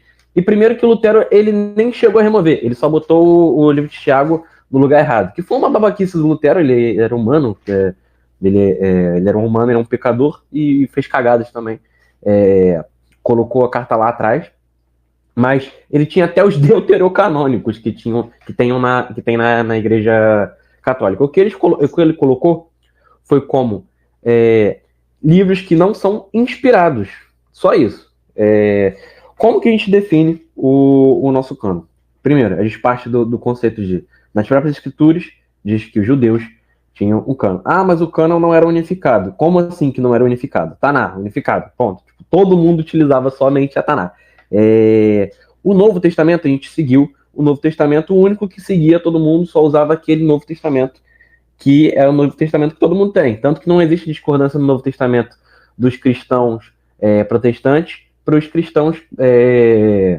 qualquer cristão que se diga cristão, o Novo Testamento é igual, então não sei por que dessa discordância, porque foi para o Novo Testamento, sendo que a gente tem o mesmo Novo Testamento. Voltando, por causa do Sola Escritura. Você disse que eu não respondi, né?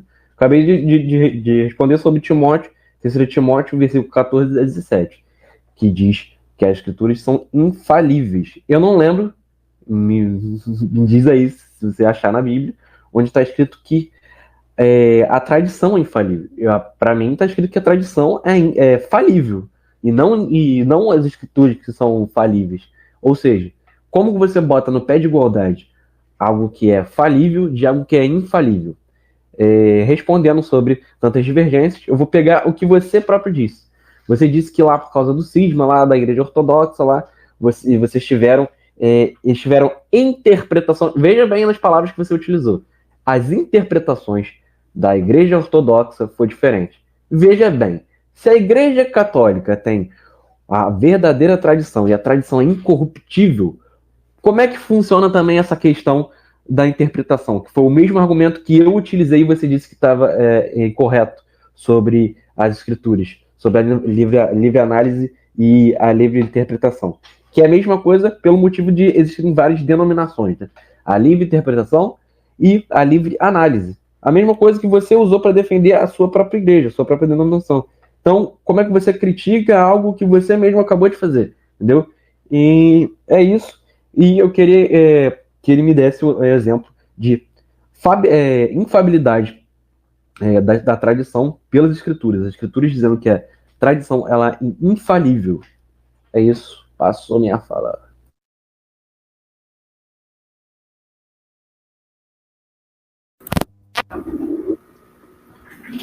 Tudo bem? Pedro?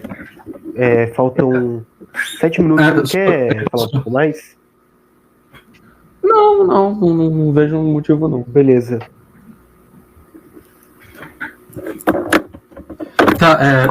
Eu não falei que você se nega a tradição, mas, como eu disse, desde o começo a tradição foi equiparada com a palavra escrita e não escrita de Deus é competências associadas, porque ambas, desde primitivo, era vista a palavra de Deus. Então, vamos lá. Eu não falei que você nega a tradição, mas vocês fazem ela ser autoridade per se, porque todas dependem dela. Isso daí é algo básico. As outras vão ser segundo quid, mas vamos continuar. Lutero, eu não falei que Lutero removeu o Tiago. Pode voltar, não sei se quiser voltar depois da gravação, removeu o Tiago. Mas eu falei que ele categorizou o que contradizia a escritura. E ele vai dizer isso mesmo. Como que o pai da reforma que dizia que a escritura é infalível, ou sei lá, o lutador da Bíblia, ele vai dizer que a Bíblia se contradiz a si mesma. Isso é absurdo, Deus contradizendo a si mesmo. E caso você diz que isso é uma falácia, eu posso te mandar o PDF, tá? Eu tenho o PDF aqui dos prefácios de Lutero aos livros da Bíblia, e sim, isso existe. Ele falou que era como uma epístola de palha e que se contradizia com as da Bíblia, por causa da sola fide. Você novamente vai para os livros inspirados. Por que eu estou falando do Novo Testamento? Na época de Cristo não havia cânon definido. Por isso que eu falei, vão ter 5 canos, como eu já disse. Mas a questão do Novo Testamento não foi unificado antes da igreja definir. A igreja definiu com infalibilidade. Vou citar só alguns evangelhos que alguns consideravam como infalíveis, evangelhos não, livros que consideravam como inspirados. Evangelho de Tomé, Evangelho de Pedro, Apocalipse de Pedro, Livro de Enoque, Pastor de Hermes, Evangelho de Maria, Evangelho de Judas, Proto, Evangelho de Tiago, Atos de Paulo e Tecla, as Cartas de Santo Inácio de Antioquia. Ou seja, eram livros que alguns acreditavam que estavam na Bíblia, mas a igreja foi com infalibilidade. Repare na palavra, a igreja é infalível. E ensinou que eles não eram inspirados. Simples assim. Por isso que daí que vem o cânon do Novo Testamento. Porque a igreja define com infalibilidade. Ou seja, como diz a sua escritura, a igreja não é infalível. A Bíblia é a autoridade per se.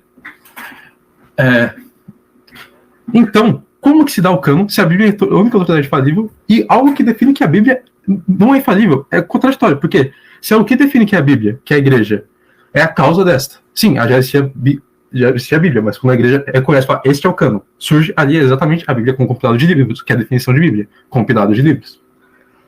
Como que a causa da Bíblia, que é a igreja, vai ser menor que o seu efeito, que é a Bíblia? Isso é uma contradição lógica extraordinária, porque a causa tem que ser, ou o efeito tem que ser ou menor que a causa, ou do mesmo gênero. Ou seja, ambos são infalíveis, porque para termos acesso ao critério verdade de algo divino, que é o cânon da escritura, para sabermos quais são os livros divinamente inspirados ou não, precisamos ter meios divinos. E só a igreja tem esse meio divino, que é justamente que é adotado pela infalibilidade. Deixa eu continuar aqui. O que você mais citou. E também vemos esse cânon da infalibilidade no Novo Testamento, quando Paulo vai dizer que, quer dizer, Pedro vai dizer, após o Conselho de Jerusalém, pareceu bom ao Espírito Santo e para nós. Aí ele vai citar as decisões que foram emitidas. Essas decisões foram boas ao Espírito Santo, ou seja, eles foram guiados. O concílio ali, os bispos reunidos, foram guiados. Continuando. Tá, a interpretação ortodoxa é errada. Sim. E o que isso refere? Porque para ter a interpretação correta da tradição, precisamos do magistério. Como eu disse, o magistério é aquele que vai recorrer, que vai iluminar, jogar a luz. O magistério não marca a tradição, ninguém citou, mas que vai jogar a luz e demonstrar. Assim como ele jogou a luz no cânon bíblico para dizer, esses livros são inspirados, esses vão? Não. Ele joga a luz. E como eu disse, os ortodoxos distorcem a tradição. Não é como se, porque para ter a tradição correta é necessário estar com o magistério. E assim como no Antigo Testamento havia um magistério. Como disse em Deuteronômios, vai dizer que aquele que se opõe ao sacerdote é morto. Não se pode desviar da definição do sacerdote. Porque do sacerdote sai a palavra do Senhor. De Moisés ele fala que a partir das suas palavras, Deus falava. Eu posso citar aqui, para não ser eu falando. Então... agora eu não vou encontrar, mas era aqui, Êxodo. No dia seguinte, Êxodo 18, 13, caso queira olhar. No dia seguinte, Moisés sentou-se para julgar as sessões do povo, e este permaneceu em pé diante dele, desde a manhã até o fim da tarde. Quando o seu sogro viu tudo o que ele fazia pelo povo, disse, que é que está fazendo? Porque só se senta para julgar e todo este povo espera em pé desde a manhã até o final da tarde. Quando seu sogro viu tudo o que ele fazia, o povo disse, aí Moisés vai continuar e dizendo, depois de falar com seu sogro, pois esse povo vem a mim, porque eu falo pelo Senhor. Ou seja, ali já vemos uma autoridade magisterial de ensino. Como eu disse, a igreja ortodoxa se afastou, então eles foram corrompidos. Surgiu Palamas, que distorceu a filosofia e a teologia deles. E quando você pede para demonstrar na Bíblia onde diz que a tradição é infalível, ora, isso é uma petição de princípio tremenda. Como eu já disse, Deus preservou já, como com Abraão, as tradições. E muitas coisas dos judeus eram transmitidas por tradições ou pela interpretação autoritativa dos sacerdotes. Então aí já não vemos que no Antigo Testamento não havia só a Escritura. Mas você vai, me mostre na Bíblia onde tem, dizendo que a tradição é infalível. Ora, isso é uma petição de princípio, poxa. Porque não sou eu que falo que tem que estar tudo explicitamente na Bíblia, é você. 4 minutos. Então você tem que mostrar a Bíblia onde está só a Escritura. E como eu posso mostrar? Na patrística vai dizer que devemos obedecer às tradições. Nós não consideramos só a Bíblia, e na Bíblia há versículos de Paulo falando que tem que obedecer às tradições. E como eu disse, se você não obedece a elas, acaba na bagunça. Se não obedece ao magistério, como eu disse. Então não precisamos demonstrar a Bíblia, porque vocês que precisam demonstrar a Bíblia onde há só a Escritura. E como eu já respondi Timóteo, você disse, eu fui nas próprias palavras gregas e mostrei que Paulo não estava falando que a Bíblia é suficiente. Você tem que mostrar um versículo que mostra que fala que a Bíblia é formalmente suficiente, não só que ela é infalível. Ele usa a palavra ofélimos para a Bíblia.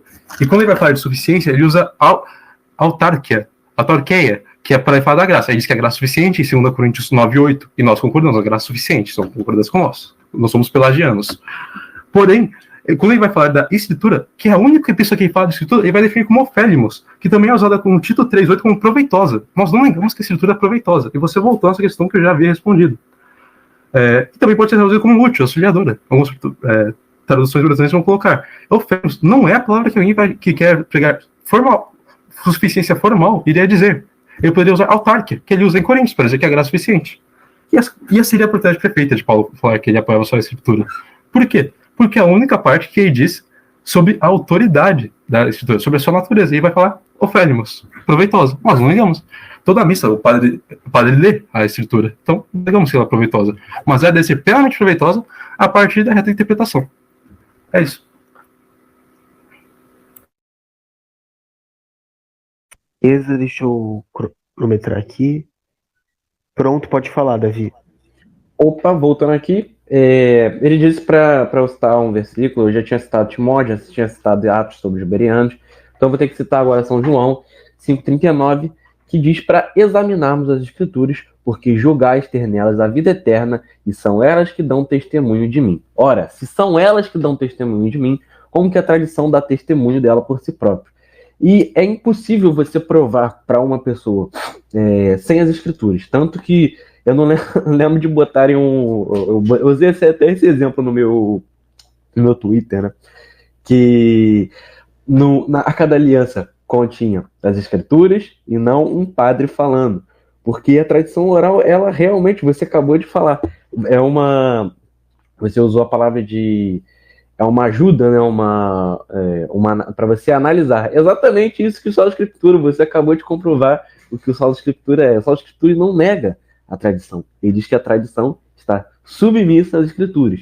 Exatamente quantas vezes a tradição se contradiz. Como que você diz o que é tradição ou não? Mas pelo magistério. O magistério já se contradiz várias vezes. Já disse que lá no Concílio de Dort, no Concílio de... Não lembro agora, mas já considerou o semi-pelagianismo heresia e depois não. Então fica nessa maluquice de você ter que confiar no concílio. Quantos catecismos a gente tem de concílios diferentes? E se a gente não precisa de algo escrito para dizer sobre a nossa fé, por que o catecismo é vendido abertamente para a gente conferir? Exatamente esse é o próprio conceito de você analisar as escrituras, algo escrito, e algo, como eu usei o exemplo que você não respondeu ali, qual que é o sentido da gente escrever as leis se as tradições elas são infalíveis? Exatamente por isso. As tradições elas não são infalíveis, por isso a gente escreve, para a gente conseguir examinar e não interpretar. O que você ficou confundindo ali, Vasquez, duas vezes sobre a interpretação. A interpretação não é o Sola Scriptura, isso é o Nudo Scriptura que não diverge da tradição do Sola Scriptura. Então a gente pode olhar, por exemplo, eu queria perguntar também sobre que ele falou sobre a unidade da igreja. Eu queria saber da onde que ele tirou isso, porque olhando para as cartas de São Paulo, a gente consegue ver que a igreja era desunida e o São Paulo teve que escrever as cartas justamente para que todo mundo conseguisse seguir alguma coisa. Tanto que ele teve que mandar para Corinto, teve que mandar para os hebreus, para os romanos. E cadê essa unidade, então, antigamente? Porque essa unidade ela não existia, essa unidade bíblica, essa unidade de denominação. Tanto que o termo católico, apostólico, romano, que vocês tanto utilizam, ele só chegou a ser utilizado 200 anos depois de Cristo. Então, ele foi assim, algo, essa unidade, que é o que eu chamo de institucionalização da fé, que é algo contrário, já que lá em Jeremias 17, a gente tem que o homem que confia no homem por si só, ele é maldito, ou seja, ele já está amaldiçoado só de ele confiar no homem por si só. Então, vamos voltar para o próprio conceito de tradição, que é o homem confiando por si só na palavra dele. Cadê a escritura nesse tanto? Se a escritura que eu acabei de citar aqui, João, você pode, em São João, você pode examiná-las para buscar o melhor caminho e você seguir o verdadeiro evangelho. Onde que nesse versículo de Jeremias 17, a gente consegue compreender que a tradição ela é tão esclarecedora quanto as escrituras. As escrituras dizem exatamente que você acabou de dizer que elas são infalíveis. Como que algo é infalível e algo que você acabou também de falar que é falível, porque muda, né? Vai evoluindo. Eu não entendi também qual que é a diferença de evolução. Então, terminar com 2 perguntas, que é para ele me definir a diferença de evolução e mudança. E eu queria também que ele me desse essa unidade com as cartas de São Paulo lá no Testamento, ou pode ser no Antigo Testamento também, ele me desse nas Escrituras, essa unidade da igreja, ou seja, a unidade como uma igreja só, um órgão, e um CNPJ, se for falar assim. E eu termino minha fala, passo pro Mudança. Deixa eu cronometrar só um segundo. Cronometrando, pode falar, Salomão. Certo. Você usou João 5,39. Vamos analisar o contexto. Não precisa analisar, mas porque por si só é questão. E o Pai me enviou, que vai falar, sua palavra não permanece em vós, porque naquele que me enviou não credes em vós. Aqui ele falando com os fariseus. Examinai as escrituras, porque vós cuidais de ter nela a vida eterna. E são as que testificam de mim. E não quereis vir a mim para teres a vida. Ele está falando com os fariseus. Não está no imperativo falando, examinem as escrituras. Está examinar. Ele está indicando, está no indicativo, não é no imperativo. Tem que tomar cuidado com isso. Porque ele está no indicativo e está falando algo que eles faziam. E está destacando o orgulho deles. Não está falando que é algo que é para ser feito. Eles examinar as escrituras porque vós cuidais de ter nela a vida eterna. E são elas que de mim testificam. Eles buscavam nas escrituras a vida eterna, só que eles não encontravam que, para alcançar a vida eterna, e de onde testificava, era Cristo que apontava. Ou seja, eles examinavam as escrituras e não encontravam Cristo, porque faltava algo neles. Entende? Então não é só a escritura. E os bereanos, eu já respondi, como eu disse, os Tessalonicenses no início de Atos 17. Eles também analisaram a escritura, e os bereanos foram considerados nobres justamente por aceitar a autoridade de Paulo, quando ele disse que aquele Cristo que eles aguardavam era Jesus. Então, daí não se infere só a escritura, porque foi necessário uma autoridade extra. E a Arca da Aliança. Na Arca da Aliança havia, sim, os 10 mandamentos, nós não negamos, só que os 10 mandamentos não era para qualquer um ir saindo ler. Como eu disse, em Êxodo 18:13, Moisés analisava a lei. Se quiser, eu releio aqui. Deixa eu procurar aqui. No dia seguinte, Moisés sentou-se para julgar as questões do povo, e esse permaneceu pé diante deles, de manhã até que era tarde. Quando o seu sogro viu o que ele estava fazendo, falou: Quem é você? Quem é que você está fazendo? Perdão. Porque só você se assenta para julgar, e todo este povo o espera de pé, desde amanhã até o que da tarde. Moisés respondeu: O povo me procura para que eu consulte a Deus. Ou seja, há um sacerdócio aí. Existia o decálogo, as 10 leis, só que também existia o sacerdócio de Moisés, que era um sacerdócio extraordinário. Então, sim, já havia magistério. O decálogo não era cada um com a lei que ia lendo. E também vai dizer em Deuteronômio 17:9, como eu disse: apresente-se ao sacerdote levita, ao juiz que estiver exercendo o cargo da ocasião. Consulte-nos, e eles darão a vocês o veredito. Procedam de acordo com a decisão que eles proclamarem no local que o Senhor lhe escolher. Tratem de fazer tudo o que eles lhe ordenem. Quem agir com rebeldia contra o juiz, contra o sacerdote, que ele estiver no serviço, o Senhor deverá ser morto. No serviço do Senhor. Vai falar que o sacerdote está no serviço do Senhor. Ou seja, o sacerdote é a voz do Senhor. Então já havia, sim, o magistério autoritativo.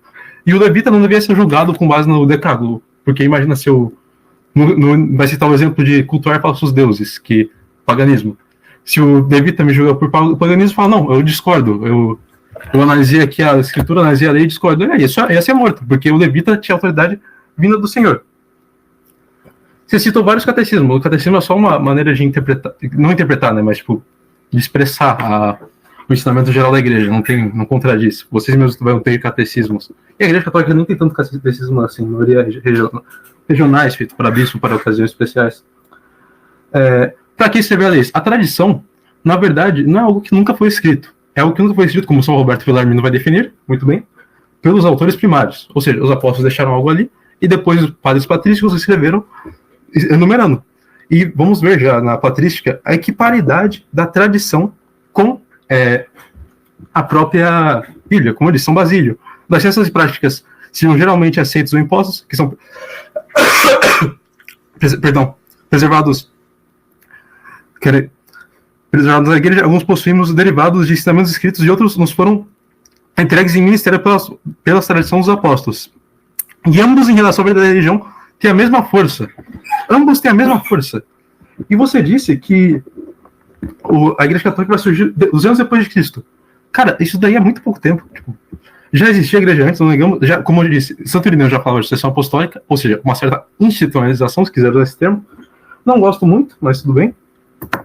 Institucionalização. E, eu já havia visto, já havia a autoridade. Se quiser, eu posso citar aqui São Cirilo, muito bom esse citamento dele. Aqui, para essas catequéticas, não sei, São João Crisóstomo ou São Cirilo, acho que São Cirilo que das palestras catequéticas. Perdão. São Cirilo. Chama-se então católica porque se estende para o mundo todo, de um extremo ao outro da Terra, e porque ensina universal e completamente uma e todas as doutrinas que devem chegar ao conhecimento dos homens a respeito das coisas visíveis, invisíveis, celestiais e terrenas, e porque sujeita à piedade toda a raça da humanidade, e governantes e governados, instruídos e não instruídos, porque trata e cura universalmente toda a classe de pecados, ou seja, cura os pecados cometidos pela alma ou pelo corpo, e porque em si toda forma de virtude é nomeada, tanto em ações como em palavras, e em todo tipo de dons. Para essas catequéticas, 18. E continua. E se alguma vez você estiver peregrinando em cidades, pergunte não apenas onde fica a casa do Senhor, pois outras seitas profanas, aqui está falando dos hereges, que na época já havia os arianos, também se chamam seus próprios covis de casa do Senhor. Nem apenas onde está a igreja, mas onde está a igreja católica. Ou seja, visível. Uma instituição, já com São Cirilo. Então, a gente vê que essa crença de igreja já havia, que é o magistério. O magistério para interpretar com autoridade, porque nosso intelecto é falho, nosso intelecto pode ter erros. E, vamos lá, você não citou a questão do cânon, porque como se dá o cânon do Novo Testamento? Porque havia muitas discordâncias. Sem uma autoridade infalível fora da Bíblia, precisamos de uma autoridade da igreja. Tá bom. A igreja tem os critérios de verdade para acessar isso, então a igreja é infalível. Porque imagina se cada um fosse decidir o cânon do Novo Testamento que ia gostar. Ah, não, o meu tem Pastor de Hermes, o meu tem Apocalipse de Pedro, o meu tem Proto-Evangelho de Tiago, o meu tem isso, o meu tem aquilo. Não. Autoridade, definimos, clarificamos e estabelecemos tal coisa. Tá, pronto. E sem isso, já bagunça. E como você vai dizer que no da Escritura que dava numa denominacionalismo, deixa eu citar também a questão do que disse das divisões. Paulo vai condenar divisões, ele justamente envia essas cartas para ter uma... Não só porque a igreja é dividida, a igreja já era unificada doutrinalmente, não tinha essas discordâncias diversas que tem os protestantes. Mas havia problemas de conduta mesmo, você vai ver ali nas cartas que vai instruir conduta, como se portar na reunião, essas coisas. E ele vai dizer, Romanos 16, 17 e 27. Peço, irmãos, que tomem cuidado com aqueles que causam divisões e põem obstáculos ao ensino que vocês aprenderam. Afastem-se daqueles, pois as pessoas não servem a Cristo, nosso Senhor, mas seus próprios apetites. Aqui, ele alerta contra as divisões. A igreja precisa ser una, como eu disse, uma só fé, uma só igreja, um só batismo. Isso é bíblico. Se quiser, eu posso pegar aqui o versículo exato, mas você sabe que está na Bíblia. E também Cristo vai dizer, em João 17, 20, a minha oração não é apenas por eles, peço também por aqueles que crerão em mim por meio da mensagem deles, para que todos sejam um. Pai, como tu estás em mim, estou em ti, que eles também estejam em nós, para que o mundo creia e tu me enviaste. Ou seja, ele faz uma analogia. Como o Pai e ele eram um, é que a igreja seja una. E caso você diga que essa questão de interpretação de ter várias denominações surgiu com o anabatismo, Lutero e Calvino discordavam muito dentro de si. Existem vertentes calvinistas. Existem os puritanos e diversas outras, os presbiterianos. Vertentes calvinistas, que discordam entre si. E vertentes luteranas. E várias igrejas vão surgir do luteranismo, várias do calvinismo, e aí com os anabatistas vai descarrilhar de vez, né? Mas todos partem nessa questão. Então, não é só a nula escritura, mas só a escritura que já leva à anarquia. Como eu disse, os reformadores discordavam entre si. Você perguntou a diferença de mudança e desenvolvimento. Como eu disse, a mudança vai ser eu ter um bebê e ele virar um macaco. Isso daí mudou a espécie, mudou a ideia inicial. O desenvolvimento vai ser o bebê virar um homem e crescendo em desenvolvimento.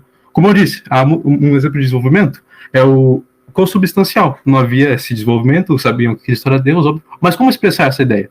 Isso é o desenvolvimento. O Cardeal Newman vai apontar muito bem no seu desenvolvimento da doutrina cristã. Cardeal Newman é um protestante convertido. O desenvolvimento se dá de maneira orgânica e mantém a ideia inicial, mas de maneira que expresse ela com melhor ideias, com a forma da palavra. E quero que você responda onde está a Bíblia, só a Escritura, e por que tantas denominações, e desde o início, essas denominações discordavam entre si, os reformadores discordavam entre si, muito, inclusive em coisas essenciais. Zúnvilo falava, como eu disse, isso toma o corpo, batismo, coisas evidentes, que estão ali. E como eu disse, a tradição sempre esteve evidente, a questão da igreja, e gostaria que você respondesse essas coisas. Principalmente do cânon, né? O cânon, que você não respondeu de modo algum. porque precisa de uma autoridade infalível para decretar o cânon, para iluminá-lo e nos definir qual que é. E essa autoridade tem que ter meio divino. Os protestantes não têm meio divino, porque cada um discorre entre si. Deus não se contradiz. Isso é errado. Deus nunca pode se contradizer. Ele é Deus, é imutável. Então, 30 segundos. Finalizo. Beleza, deixa eu cronometrar aqui.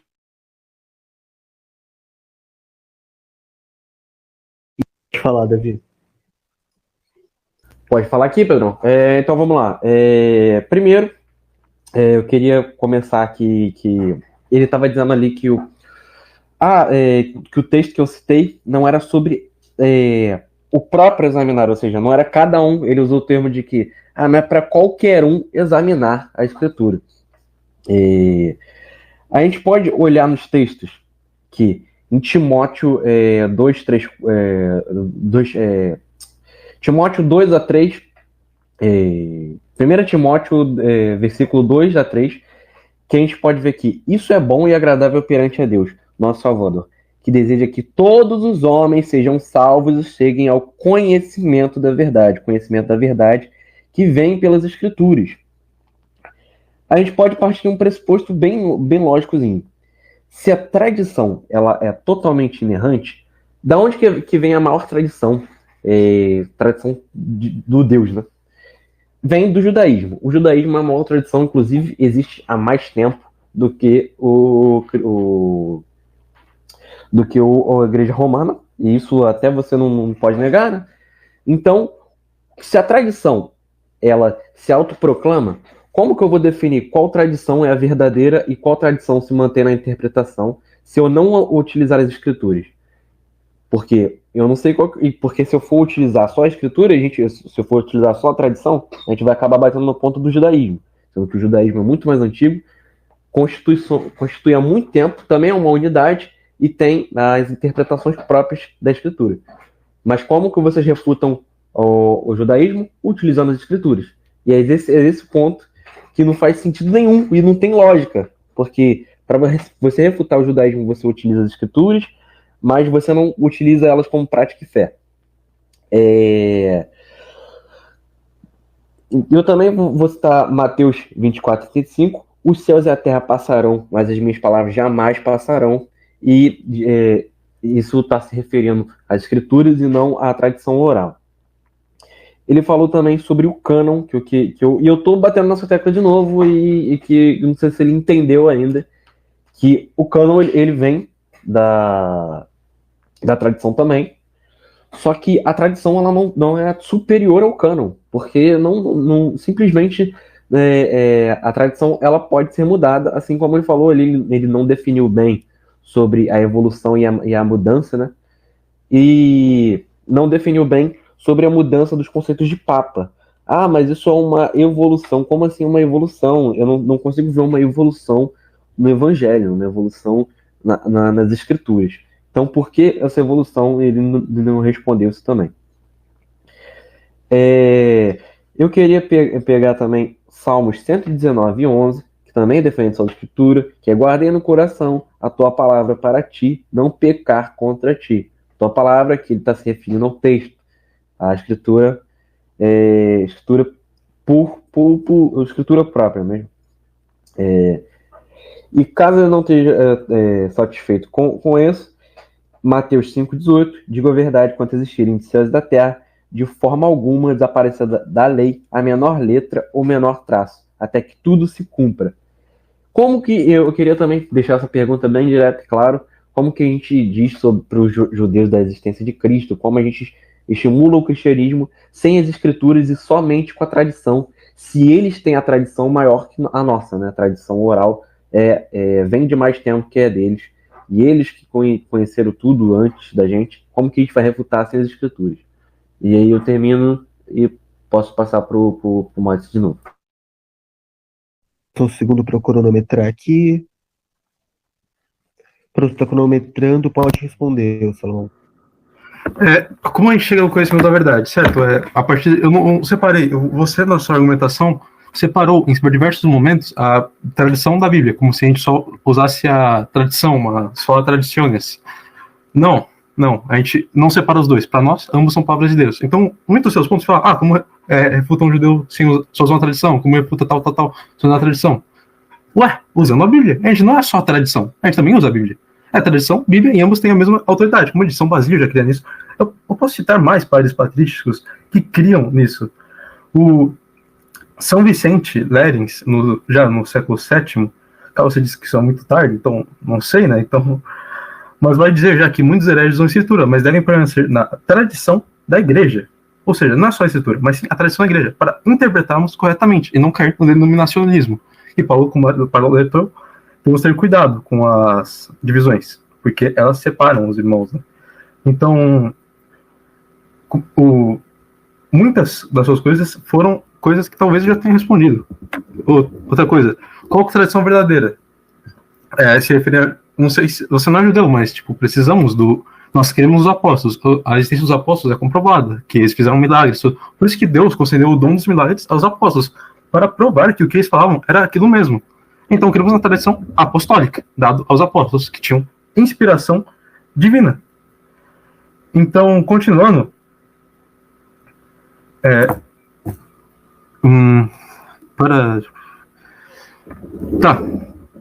você citou, céus e terra passarão, mas minha palavra não passará.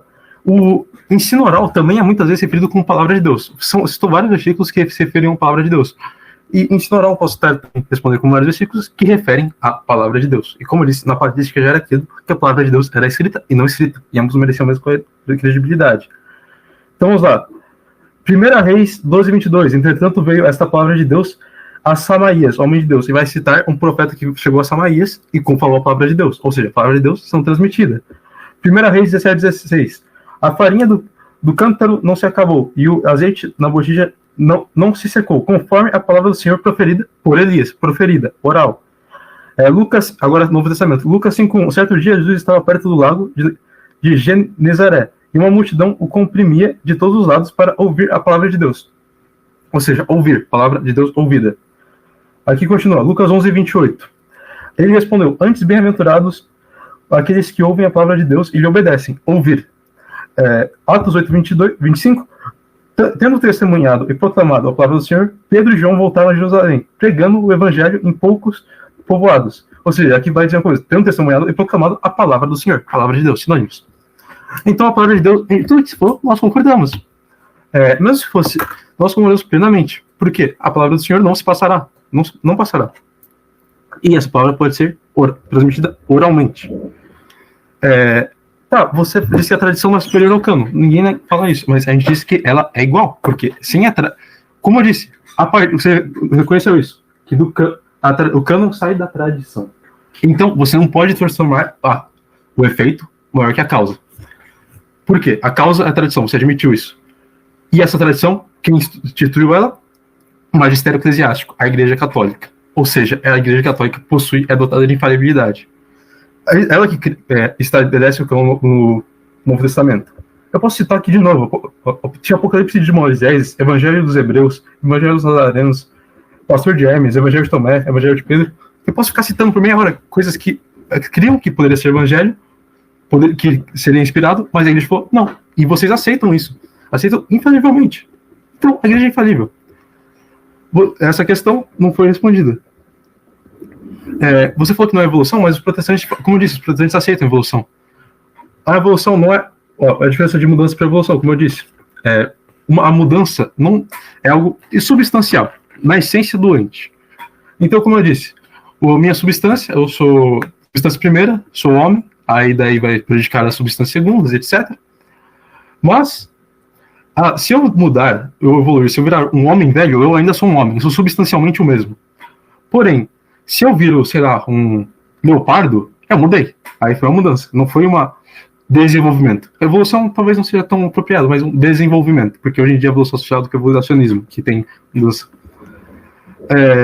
Sobre a tradição judaica, a gente não aceita porque, e como você mesmo disse, os judeus não criam só a escritura.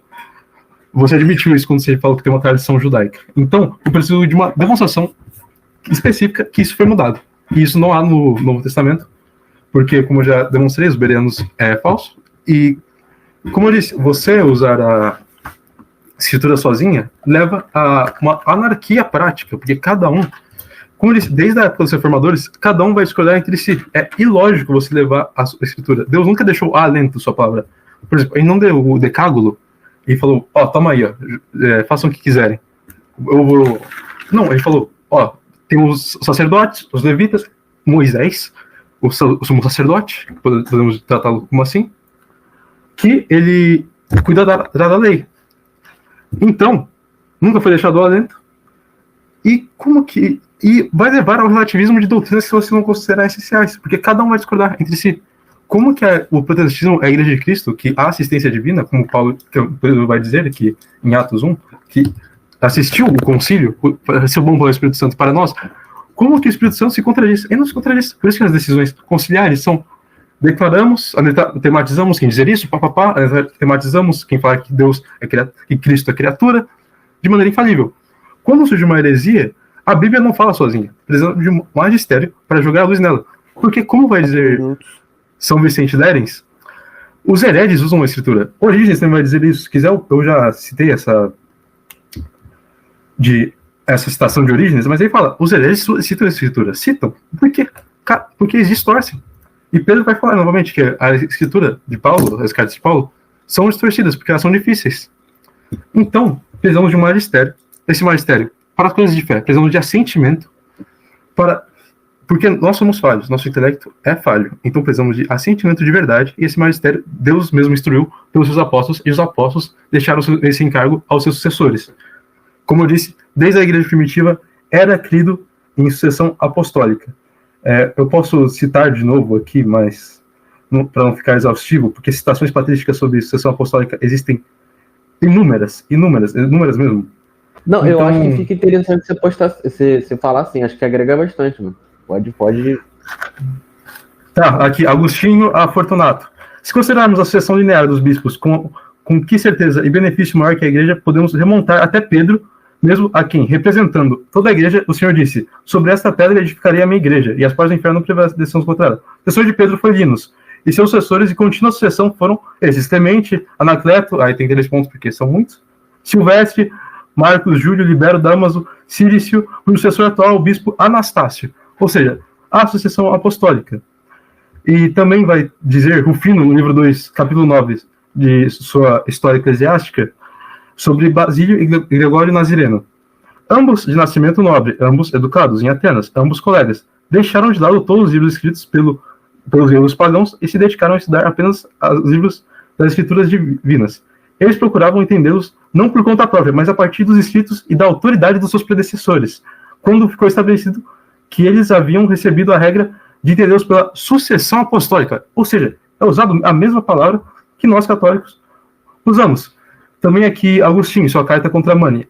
Aqui há muitas outras coisas que mais propriamente me podem manter no seio da Igreja Católica. A unanimidade dos povos e das nações me mantém aqui. Sua autoridade, inaugurada em milagres, alimentada pela esperança, aumentada pelo amor e confirmada por sua antiguidade, me mantém aqui. A sucessão dos sacerdotes, desde a própria sé do apóstolo Pedro, a quem o Senhor, após sua ressurreição, deu a incumbência de apacentar suas ovelhas, em João 21, 15 a 17, até o episcopado atual, me mantém aqui, contra a carta de Mani, chamada a Fundação.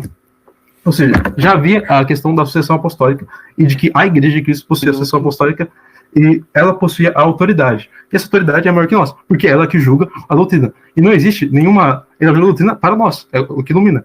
Não existe nenhum juiz com autoridade inferior àquele de que ele julga. Se ele julga a doutrina para nós, para nos entregar, ele ilumina a doutrina e fala, esta é o certo, ele tem uma autoridade maior que a nossa. E nas coisas divinas, precisamos de uma autoridade para o sentimento infalível. Como disse em Deuteronômios, os sacerdotes levitas possuíam tamanha autoridade que aqueles que desobedecessem e tamanha assistência eram mortos. E também, eu repito, além de tudo que eu falei, de tudo gostaria de uma resposta, o foco na questão do cânon, que a igreja estabeleceu infalivelmente. Se você negar que a igreja estabeleceu infalivelmente, que ela tem o caráter da infalibilidade a partir dos seus sucessores, você nega que a Bíblia é infalível.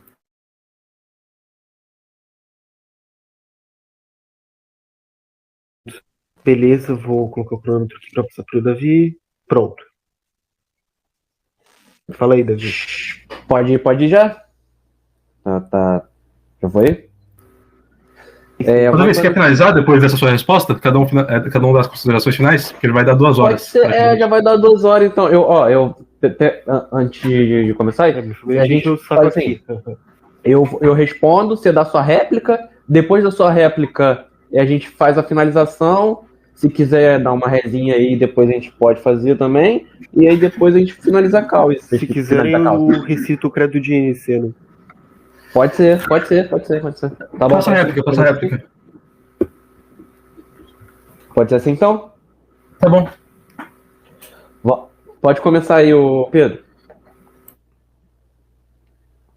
Não, beleza. Vou dar 2 minutos aqui a mais. Show.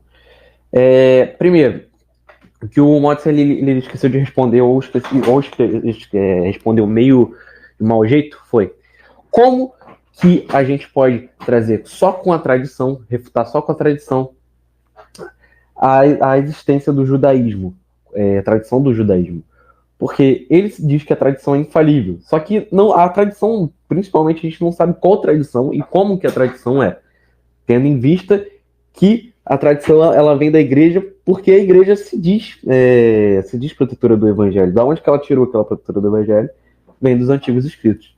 Então, como que você refuta o judaísmo histórico sem a utilização das escrituras? Porque você disse que realmente, você disse que a escritura, pelo menos o que você disse, você não deixa as escrituras menor, mas deixam do mesmo tanto, da mesma importância que a tradição.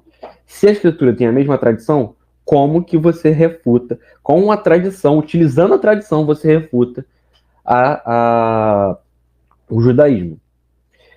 Queria também estar trazendo uma fala do Justino de Roma, da Patrística, que ele estava falando com o Trifão, e aí ele diz: se senhores não fossem ditas pelas escrituras que já citei, que sua forma era sem glória. Ou seja, ele está dizendo aqui que você tem que sim analisar as escrituras. E o que eu disse ali também com São Clemente, que eu vou dizer aqui de novo, vou falar dele, mas eu já citei, né? Vocês gostam de discórdia, mas são cheios de zelo por coisas que não pertencem à salvação. Examine cuidadosamente as escrituras. Isso é o conceito de sola escritura, que é a examinação das escrituras. Utilizando para responder que o sola escritura, a escritura, ela já dá razão à tradição e não o contrário. Depois que Jesus, quando ele estava falando lá sobre que o homem não viverá só de pão e vinho, ele utiliza os exemplos da escritura, e não pela própria palavra dele, e sim das escrituras. Ele dá razão às escrituras e diz: essa é a minha fonte. Não com as palavras, né? Mas ele diz, ele utiliza como fonte as escrituras. E, por exemplo, de novo, Jesus diz: quem crê em mim, como diz a escritura, rios de água viva correrão de seu ventre. Justamente a gente vê Jesus utilizando esse ponto de a escritura como superior à própria palavra humana, à própria palavra de todo mundo. As escrituras, elas sempre não erram, né? E Jesus respondendo disso, São Marcos 12, 24, porventura não errais em razão de não saberdes das escrituras, nem o poder de Deus? Ou seja, as escrituras são várias vezes, eu tenho várias citações aqui de Jesus próprio, falando sobre a escritura e utilizando ela como fonte para dizer sobre quais são os pecados, examinando as escrituras. Queria terminar com essa pergunta para os telespectadores e para o Motsi: como que a gente consegue refutar o judaísmo tradicional, e já que eles tiveram toda a questão da tradição antes da gente, sem as escrituras, já que a tradição é a mesma coisa que as escrituras. E é isso, termino. Passou aí, pronto. Deixa eu só colocar aqui o cronômetro. Pronto, pode falar, Salomão. Tá, você perguntou como que refutar só com a tradição aos judeus. Bem, perdão. A gente não é judeu, porque, como eu disse, a nossa tradição provém primariamente dos apóstolos. porque eles complementaram a tradição judaica. Eles negam justamente isso, e a partir daí, tudo que veio do judaísmo, como a antiga aliança foi revogada e as ciências divinas para eles acabou, é inválido. E nós não somos, como ele disse, só tradições, nós aceitamos tradições, quer dizer, a Bíblia. Então, sim, a gente poderia argumentar usando a Bíblia, isso daí não se infere que só a Escritura. Eu citar a Bíblia não significa que eu aceito só a Escritura, mas apenas que eu estou reconhecendo a autoridade bíblica. Questão Justino de Roma. Né? Justino de Roma, para você entender o pensamento de um pai da igreja, precisa de todos os escritos dele, ou de grandes escritos. Como, por exemplo, aqui ele vai, também no diálogo com Trifão, apologia, peço perdão, ele vai dizer sobre o batismo. Celebramos essa reunião geral no dia do sol, porque foi o primeiro dia em que Deus, o transformado a trevas, a matéria fez o mundo, e também o dia em que Jesus Cristo, o nosso Salvador, ressuscitou dos mortos. Com efeito, sabe-se que o crucificaram um dia antes do dia de Saturno, e no dia seguinte ao de Saturno, que é o dia do Sol. Ele apareceu aos seus apóstolos e discípulos, nos ensinou essas mesmas doutrinas que estamos expondo em seu exame. Ou seja, ele disse que ensinou doutrinas, no caso que seria a regeneração batismal, que alguns negam, e dentre outras coisas, é basicamente tudo que São Justino vai dizer na sua apologia, após a ressurreição. Na Bíblia não diz que ensinou após a ressurreição. Justino cria, sim, tradição apostólica, e também vai dizer na sua mesma apologia sobre o batismo, após ele pegar a regeneração batismal, ele vai dizer, esse banho chama-se iluminação. Para entender, são iluminados os que aprendem essas coisas. Ou seja, isso também é uma tradição bíblica. Nós também chamamos o batismo de iluminação, porque regenera, nos regenera. Muitas vertentes protestantes negam a regeneração batismal. E Cristo usar como fonte a Escritura não muda em nada, porque a gente também usa como fonte a Escritura.